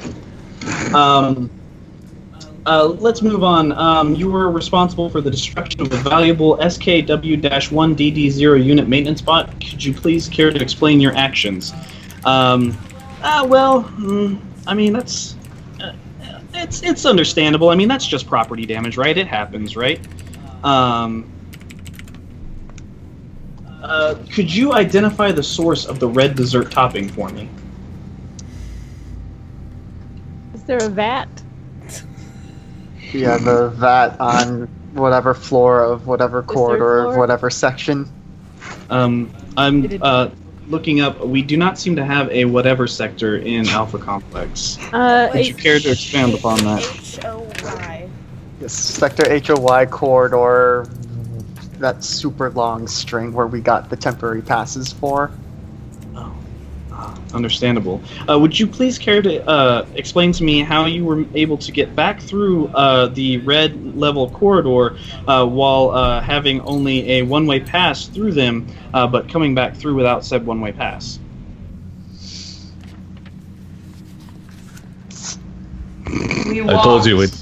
I told you we'd need the pass to get back. Nobody believed me. What Well, Jen said. no, presumably we went another way once it was no longer flooded. We went a way that was able to allow us to go through without passing through forbidden passages and corridors, because of course we would never go through forbidden passages and corridors.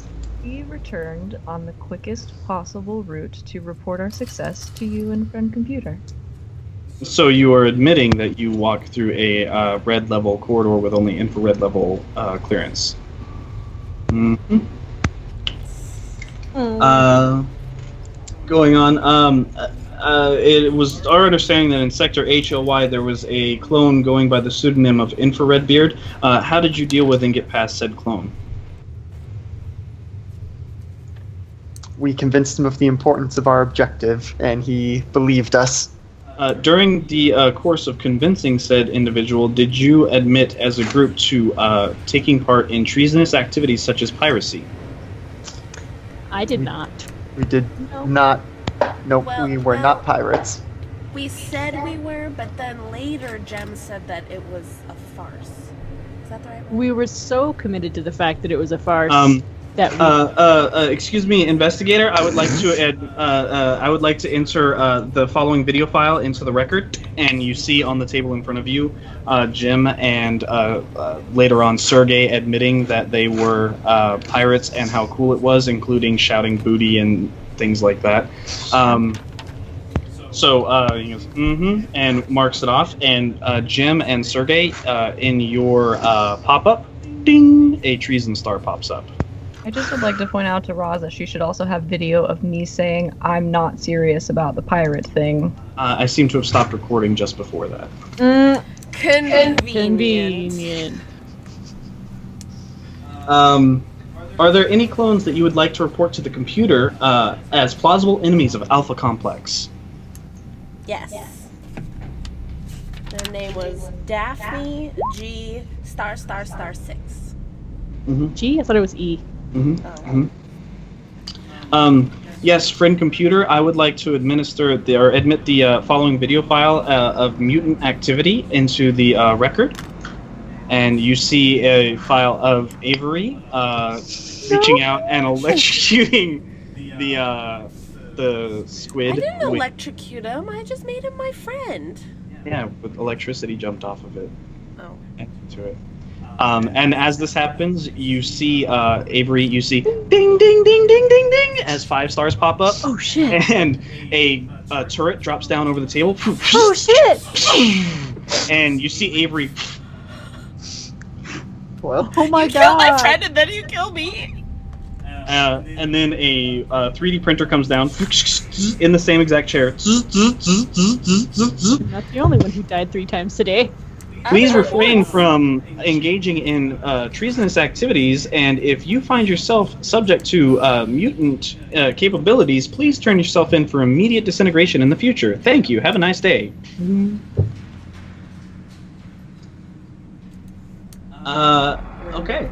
And then as they go on, at any point during this mission, did any clone try and recruit you into a secret society, keeping in mind that said secret societies are treasonous in nature and are reportedly said to not exist in most cases? nope, no secret Don't think societies here. All right. We identified a power surge that cost the computer a great many lost kilowatts. Do you know who was responsible for this, and were you involved? Don't know what power surge you're referring to. I don't know if fell. that had anything to do with our objective. I fell. Did Okay. that do anything? I'm telling Would you, you- I fell.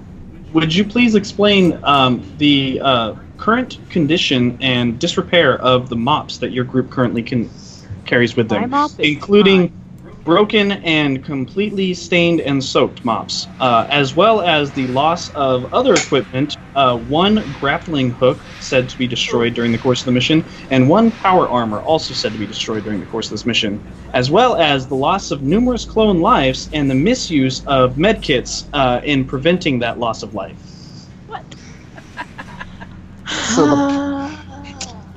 So the mops are stained because we were dealing with the red dessert topping, and just that stuff gets everywhere. That's part of why the power armor broke, because the dessert topping got into that. But then, as we That's were also fighting why the the malfunctioning grappling hook Squiddo bot, Yeah, the Yep. grappling hook that's also why my grappling hook broke. basically And red it was dessert. the red dessert. Yeah, red dessert topping is to blame for everything, but also that malfunctioning Squiddo bot undoubtedly did some damage to the equipment as well. Due to the importance of resources in Alpha Complex, we would like to admonish the person that took responsibility for the equipment that was lost, destroyed, and misappropriated. So, you will be fined 500 experience points for the loss of equipment, signed off by a one Roz-R. And you see Roz kind of like slam her hands down as there's a ding as she loses points for destroying the equipment that she signed for. The rest of you, for accomplishing your tasks, will, despite the nature of exactly what went on there, will receive a 150 XP bonus promotion, as well as immediate promotion to red level and immediate assignment to a troubleshooter team. Dun, dun, dun, dun, dun, dun, dun, dun, dun. So I think it costs 500 points. Whatever you have left over should be like roughly 100-ish or something like that. Oh, so it's still subtracting the points. It's not a free promotion. No. Gotcha. Wait, how much does it cost? 500. I believe. Red level? I would also like to administer a 5 XP point fine for being in infrared level clothing while of red level status. Mother. That's just rude. That's communism. Whoa, now communism is a serious accusation in Alpha Complex. And Oh my gosh. that's it. That's the adventure. Yeah. Welcome to red level. Welcome to troubleshooter status. For those of you that are watching on YouTube, thanks for hanging out with us. We should be back again soon, but make sure to follow us on Twitter at YouPickGaming, so you know when we'll be playing this next. Besides that, thanks and goodbye.